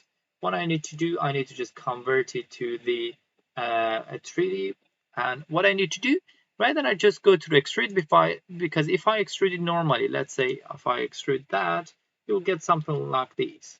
But this is not what I'm looking for. So what you're looking for this time, it's called revolve. So what I need to do, I need to go extrude, go under it, and it's called revolve. And what I'm gonna do, I'm gonna click on there, on the curve that I'm gonna pick, and I need to pick the area I want to have revolve around. So I'm gonna do it around, for instance, this point, and I'm gonna put this vector to go around it. You can see I automatically generated the revolve around it, and if I'm happy with everything, I just click OK. So you can see this is the revolve I've got through the model I've generated. If I want to edit that, I can come to the revolve and change everything. So for instance, you can see it automatically because the full revolve put an angle on 360. If I want to have a half revolve, I put that to the 180. You can see I will get the half of the revolve. Let me do it one more time. So what I've done here, I went to the extrude, revolve, pick the curve, and even this time if I just pick this vector, you don't have to pick the point because Solver is smart enough. You can pick the point that you want to have revolve around, but ultimately even Solver would be able to realize that one. And once you're happy with everything, just click on OK, and let me put it into the isometric view. You can see that I've got the revolve. And that's why the CAD software is really useful, because basically these, technical drawing, this one doesn't show that it's a revolve model. And so this is a really good, useful tool for visualization. You can see how reading technical drawing is really important, and how it will be converted from the 2D modeling to 3D modeling. We will have a session on 2D drafting or technical drawing to see how these things will be generated as well. But please take your time to go through that. Just put these dimensions and familiarize yourself with the revolve as well. And that's for the tutorial 3.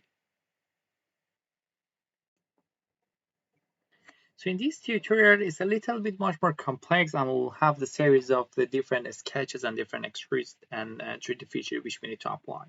So in order to generate this 3D model, what I'm gonna do, I'll create that base, that L shape, to be able to start it as a base. And what I'm gonna do, and then I'm gonna get rid of that area to do a cutting here, and then do a cutting on there, and then I do it a sketch in here to do a cut inside, and then I will go and create on the last circle and then do a cutting. So in order to start with the L-shape base, what information I have, I know that one side is 145 and the height is 90. So let's do that together. I go there and I create a new model. Make sure I'm into the modeling environment, and I'm gonna name it at the T04 for the full tutorial. Make sure I save it to my local drive. And I'm gonna start sketching. I'm happy with the XY plane. I'm gonna start with that plane. And so there are 2 ways I can produce that one. Of course, I can go with these something like that to put the correct dimension. I don't want to do it now, but do this one and basically put the correct dimensioning and extrude it normally like that. But I'm going to do it a little bit professional, let's say, and with just a couple of lines rather than I just create all these lines. Let's do that one differently. So what I'm going to do now, I'm going to go through the sketch and I'm going to only make 2 lines, draw only 2 lines. One of them with the length of 145 and the other one is the length of 90. And then come out of the sketch, go to the extrude, click on the line that I want to extrude, and I want to have a normal extrude of, so it's a symmetrical extrude on every side is 36. Yeah, because it's 72, so half of it is 36. So I'll first go there, make sure the value, I'll make it as to the symmetrical. I'll change that to the 36, and you can see that I should get 36 from each side. But this one doesn't have any depth. So what I'm going to do, I'm going to click on that arrow that activate the advanced features within the extrude. And there's an option called offset. If I go to the offset, you can see there's a section here for two-sided. If I go with a two-sided, I would be able to give depth to this. Do you see that? Now it's a 5. I'm going to put the depth of 25, which basically that was the depth, this depth that I was looking to get out of that L-shaped base. And click on show result to see. I'm happy with everything and click OK. You can see I easily created that without spending time on in order to create the these box and that box and then generate that L shape. I could easily do it like that. So what I'm going to do now, I'm going to continue with the rest. So I've finished the first one, and you can see I've done my first sketch and my first extrude. And then what I'm going to do, I'm going to go and start with that base and start drawing. So in order to do that, what I need to do, I need to pick the plane that I want to operate. But I think before do that, let's get rid of these. Let's get rid of, because this one is quite simple. Let's go and cut that area. Again, for cutting that area, I have to make sure what planes you want to use. If I click a sketch now, you can see the plane is inside the model. And this is not where I want to have it. Whereas what I'm looking to do, I'm going to operate on here, right? So make sure once everything is on plane, invert horizontal, I don't change anything, just change my reference to there. And now this become my reference plane. So we'll just repeat it one more time. So I click on a sketch normally, the same on what I do, and it automatically go to the default plane that I have from the main coordination system. But now I want to change my reference to this plane because I want to start a cut from here. I want to start a sketch from here. I click OK. So once I've done that, I'll go to the normal to the model. And now I'm going to make a rectangle by 72 and 6. 72 and 6, which basically going to be that one. Let's go to the rectangle. I'll go to the normal rectangle with the 2 points. And I make the rectangle by the 72 and a height of 6. And I click enter or click once on the mouse, and you can see 72 and 6. I come out of that. Even if you want to do it a little more proportional, bring the dimension outside. So 72 and 6. I've done it. I've finished the sketch. And now in order to do a cut, I'm going to go to the extrude again. I'm going to switch back to the normal one. We don't need advanced.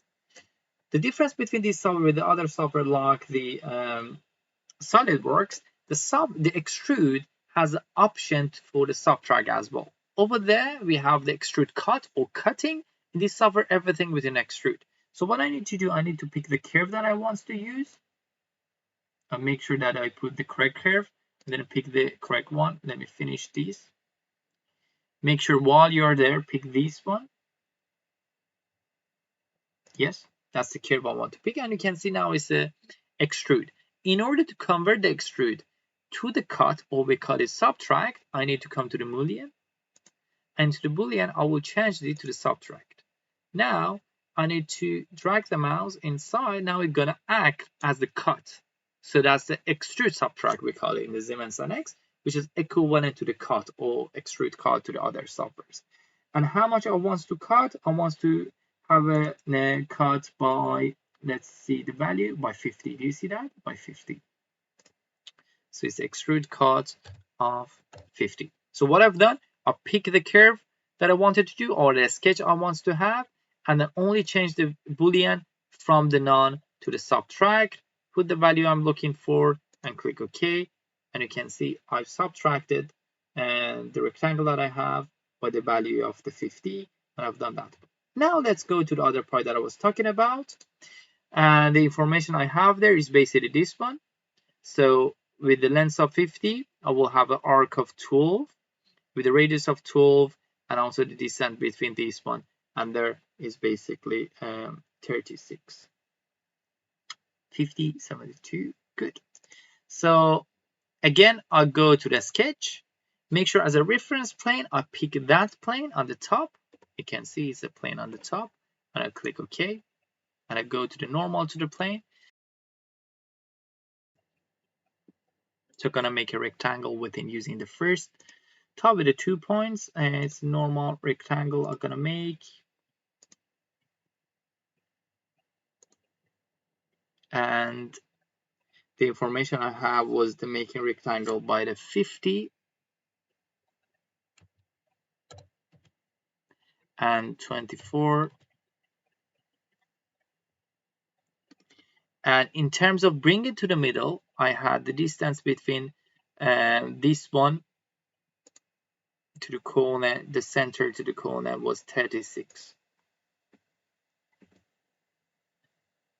So what I can do, I can come here and find the center of this one. Do you see that? The center of this one with that should be 36. So if I do it like that, it automatically brings the full rectangle to the middle. And now it's exactly in the middle, and that line is exactly between that one. But of course, there's a different way. I could say this value is equal to, you know, for instance, that value, the distance between this one and this one is same as the distance between this one and that one. But of course, easier, I'm going to use just the dimension that the technical drawing provided for me, which was 36. And I need to make an arc here by the radius of 12. So what I'm going to do, I'm going to go to the arc and click to the first point. I'm going to go with this one. Sorry, the first one, which is the using 3 points. First one, second one, and if I keep these into the here, it automatically become tangent as well, and the radius will be generated there. I think I've done that one. Let's put the value for these. I think it will be over-defined, but let's say, yeah, it will be over-defined because it's already 24. Do you see that? Because I already have that length 24. Either I have to get rid of that length or give this one as a radius 12 or diameter of 24. It doesn't matter. And I know that probably I will get the over-defined. So that's it for this part, and I'm gonna finish the sketch. So something, if you notice there, that what I've done, now if I go to the extrude, I'm gonna show you an error that I will get. Click there. Even for normal extrude, do you see these signs I will get? And it said the input section is not valid. The reason for that, because there is a line that doesn't give me a fully completely connected curve, and that's that line. The software is smart enough to tell me there's something wrong. So what I have to do, I have to get rid of that line in the middle, which basically in order to do that, I have to do a trimming. So what I will do, I will come here and then get rid of that line. Now I have a fully closed and fully connected curve, which I can easily use the extrude. So now if I click there, you can see I would be able to have a normal extrude. And now rather than having an extrude, I'm gonna have an extrude subtract. So make sure this one is a subtract. I'm gonna bring that arrow down. And rather than I put the value in here, because I can put the value, you can put the value whatever you want because it's gonna cut everything. I can go there to the value and select the true all, which basically I don't put any value there. Whatever there is a material there, just remove everything. And I'm gonna click on the true all, and you can see I have a true all cut there. So I've done that part as well. And the other part which is remaining is just through that cutting there.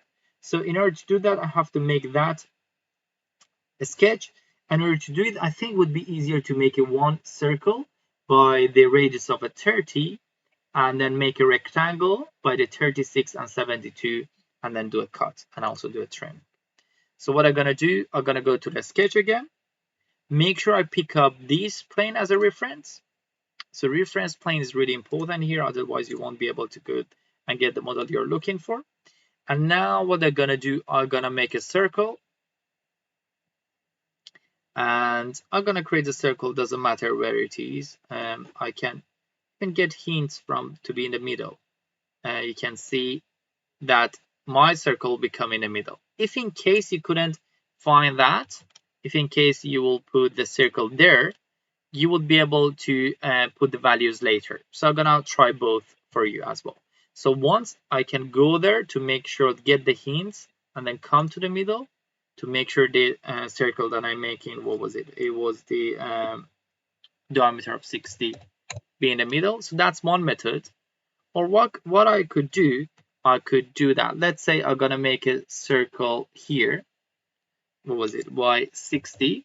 And in order to bring to the center, what I can do, I can go to the rapid dimension. I'm gonna say this distance between this distance, it's gonna be 36.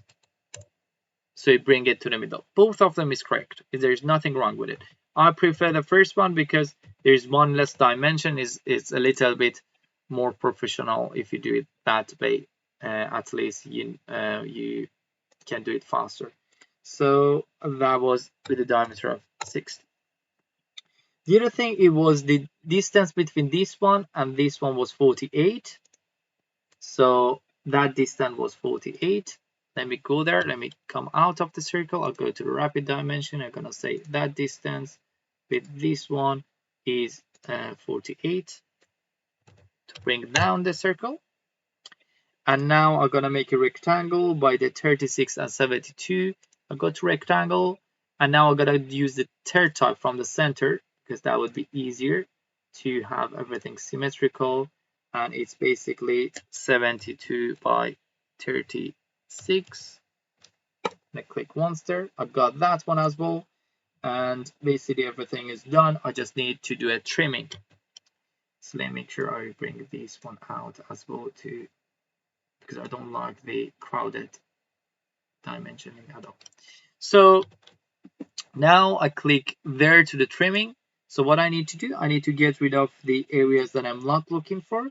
For instance, this one I don't want it, this one I don't want that, this one I don't want it, this one also I don't want. So I just have these lines, and you can see once I do that, automatically get the constraints to make sure these they have the equal lengths, these they have the equal lengths, and so on. And I finish the sketch, and I'll go to the extrude, make sure I pick up the sketch that I have, and go and convert it to the subtract. And the subtract value is 12, which you can see here. So it's a 12 that I need to go down. And I click OK. So I cut and I went inside by 12, cut it by 12. The last thing I need to do, I just need to make that circle, which basically then will finish my design. So it's a circle that I have here that I need to apply there. And it says the diameter is 24 and it's exactly in the center of the bigger circle that I just created. So what I need to do, I need to go to the sketch again. Make sure the reference I pick is the inner one, the inside, because I want to make the circle there, and I click OK.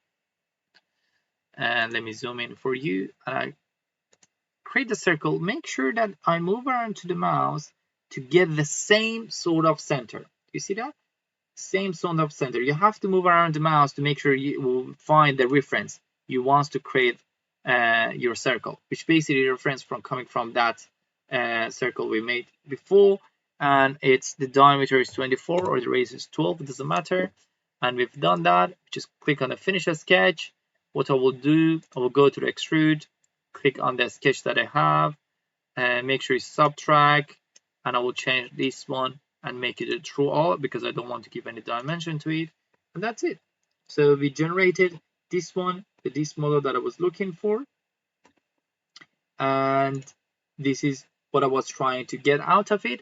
You can see that I've done that within the 5 different sections. We've started from the L shape, we've done the cutting, we made that one there, we've added this cut there, we also make the circle at the end, and so this is the kind of model we got at the end afterwards.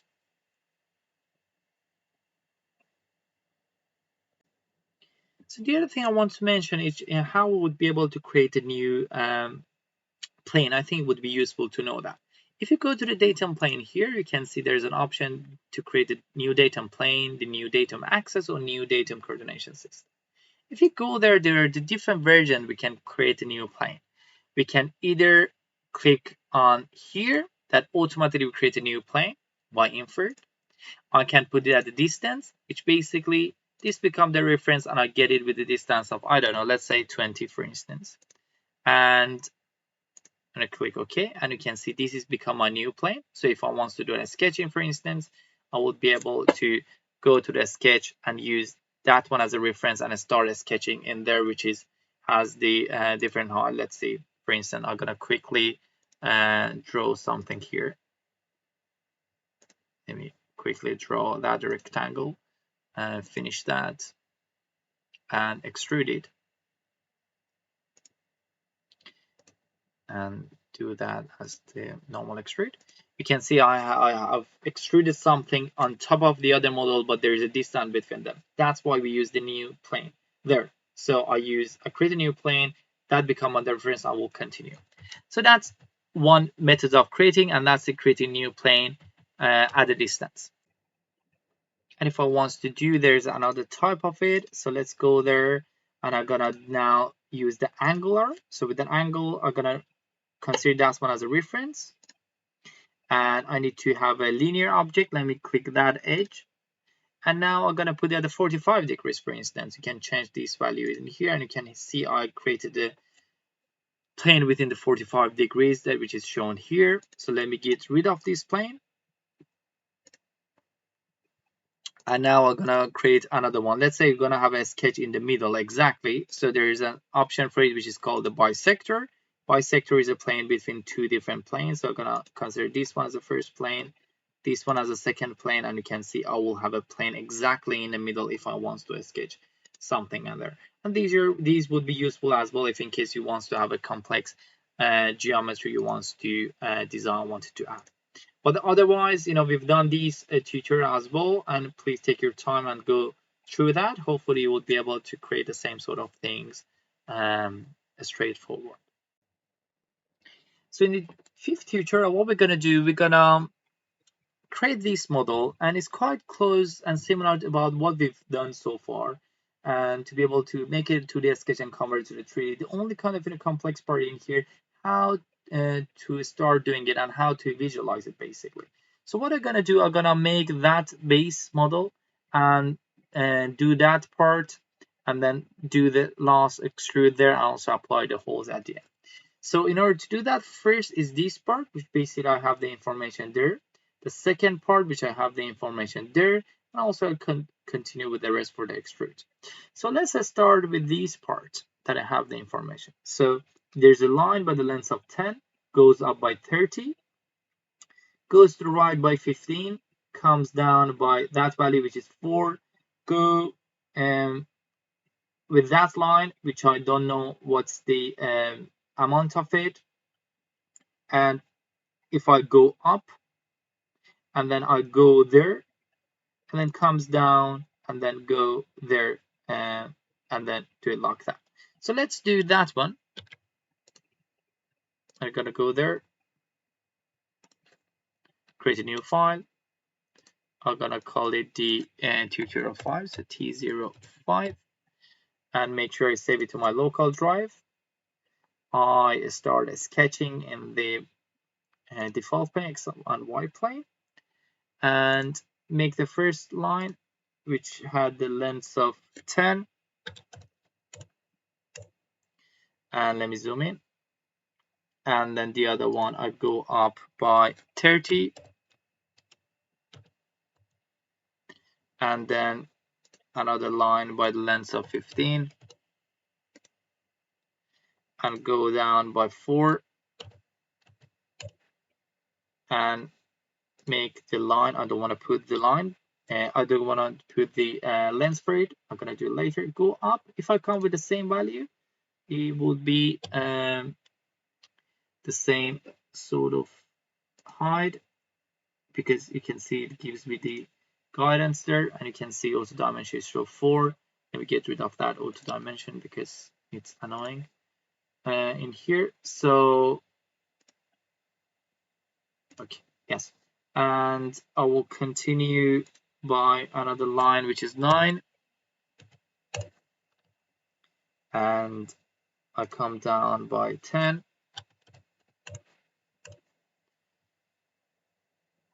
and so before I continue, I click on escape, and now what I want to do, I want to put the dimension between this one and that one, which is 40.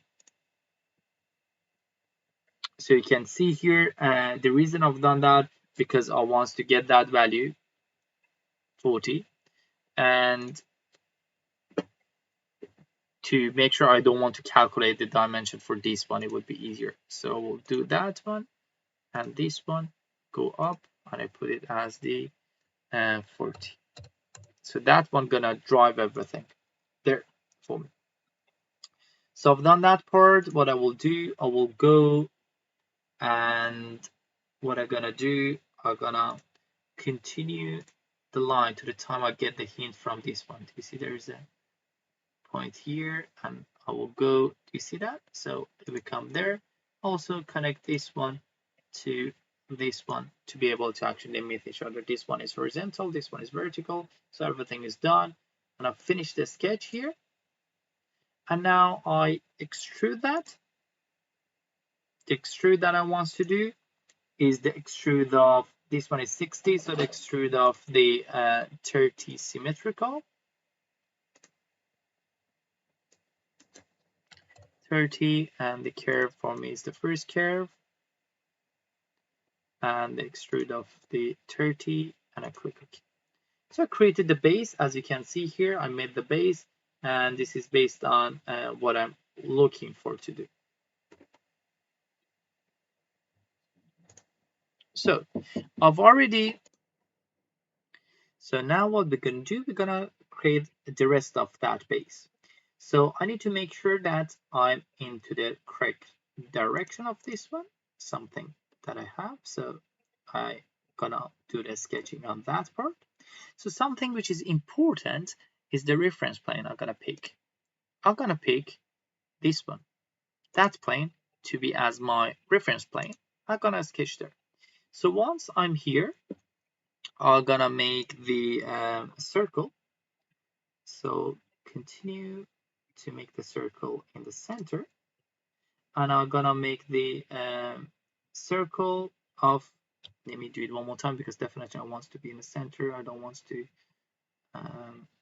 do it later. Okay, and with the diameter of the 32,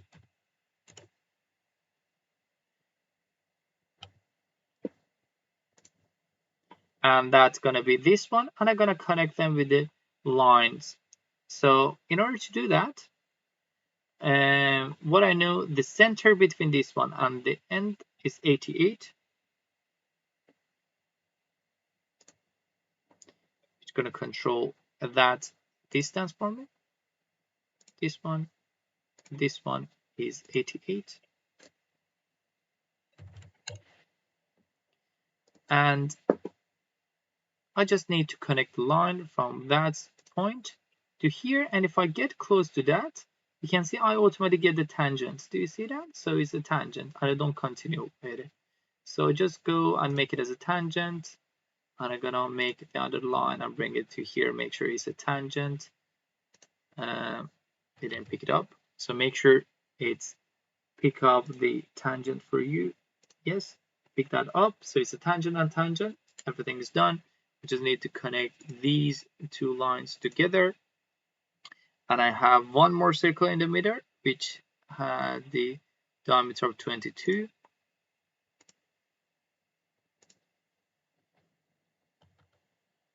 And click on enter. That's done, and I just need to do a quick trimming, which basically I need to get rid of that part. All has been done. Click close, and I click on a finish sketching.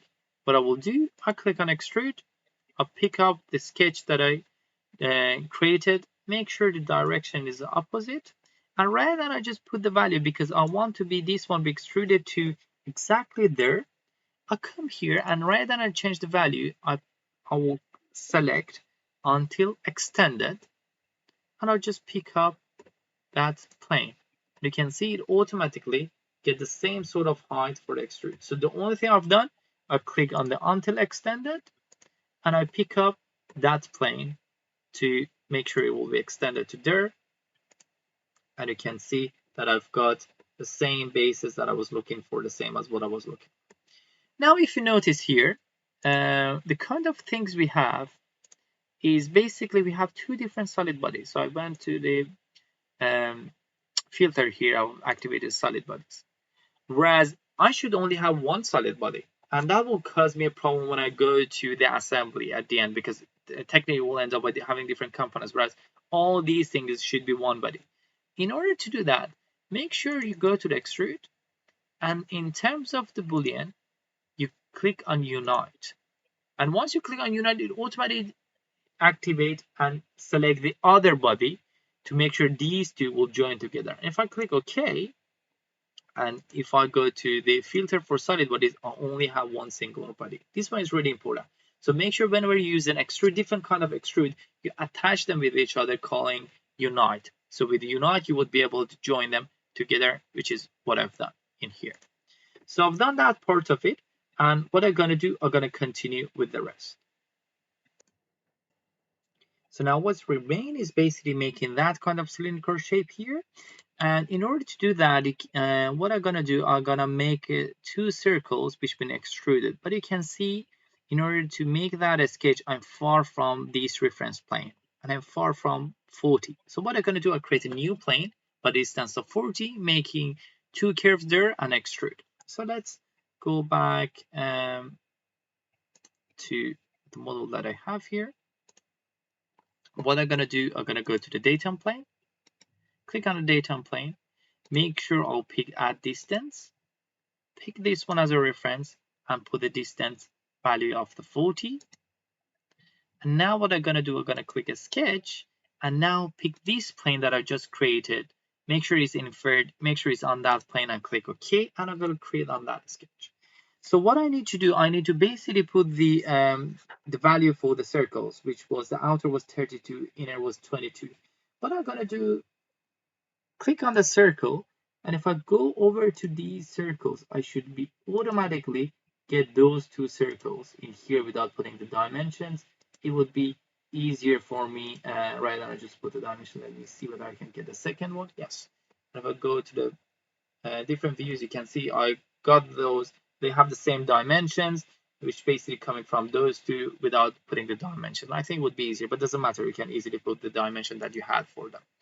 And what I'm going to do now, I'm going to click on the extrude, pick these two curves that I got from that sketch, reverse this one back and bring it down.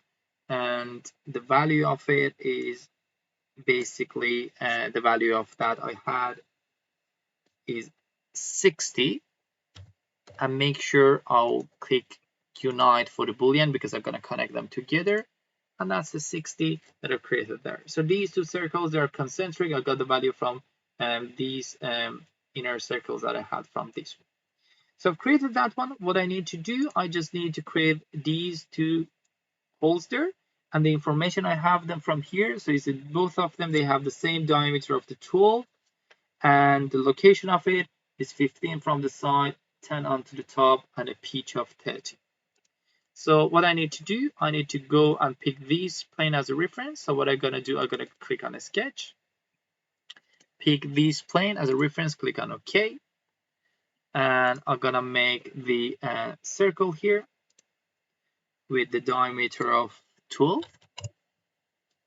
Click on escape, and I use the rapid dimensioning. The distance between this one and this one was 10. Oh, I already picked it up from the top. I think because again auto dimensioning for me is activated. Yes, because I don't save these, that's why I get these. So this one and that one are gonna pick the dimension. I know constraints already existed, and that's because of that constraint that I have. Let me zoom in. I'm gonna get rid of this constraint. So whenever you get those error, make sure you get rid of that constraint. That software tells you we shouldn't have any constraint. I think the constraint I got because of that line through the back. So, and that's this distance was 10.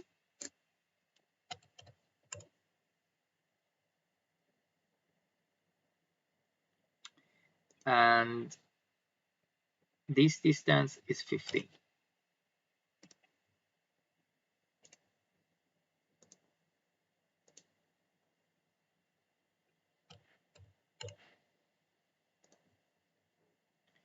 So you can see I created one circle based on what I'm supposed to do over there, but I need to continue that into the other part. So what I can do, let me go back to the escape. What I can do, I can either do the same thing, put the dimensions, or what I'm gonna introduce to you is calling the pattern curve.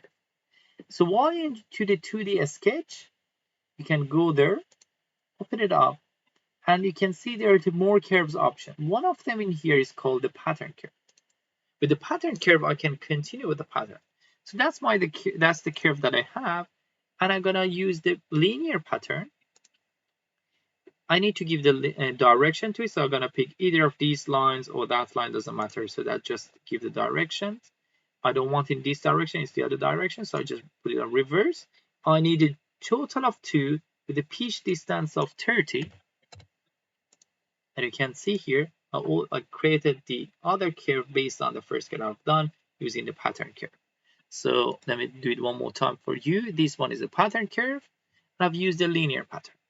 Of course, you can use a different type of pattern here. So for instance, we have the circular. The circular, you need to have a point that you want to go over. So I put this one so you can see that you increase the pitch distance in here.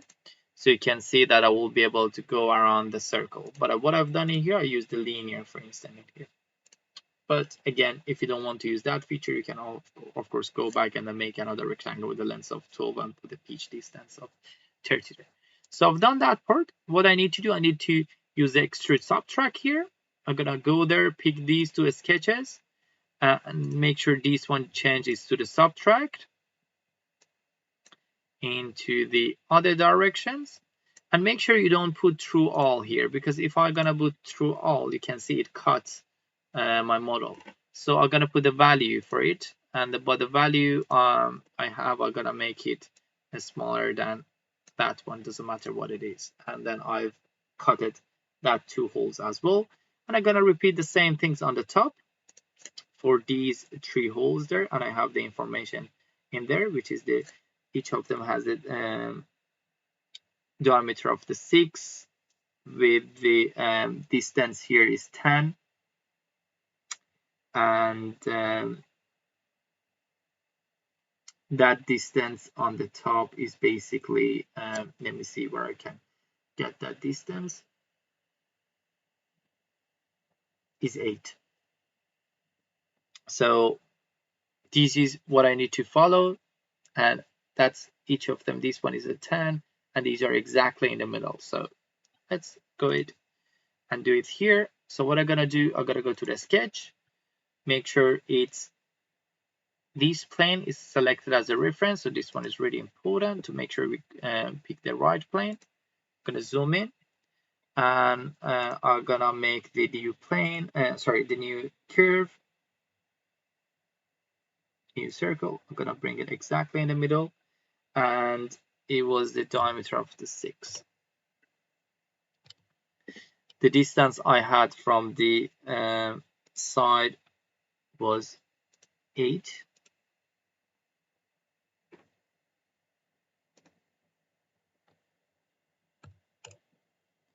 And the distance from this one to here, or the top, doesn't matter, it should be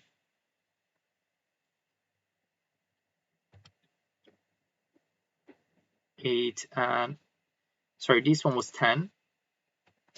Yeah, it was 10. Let me see whether is correct or not. Yeah, distance was 10. It's exactly in the middle. So this one is 8. You don't have to put the 8, to be honest, because it's exactly in the center. Even if you want, you can get rid of that, because what I've done, it's basically once I create that one, let me do it one more time for you. I put it exactly in the middle of these two. I just comes there and put it exactly in the middle of that line. You don't have to, but if you want to have it, that will go okay to have the 8 mil to make sure it's exactly in the middle, but you don't have to, as I said. So, and then you need to have 2 more of that.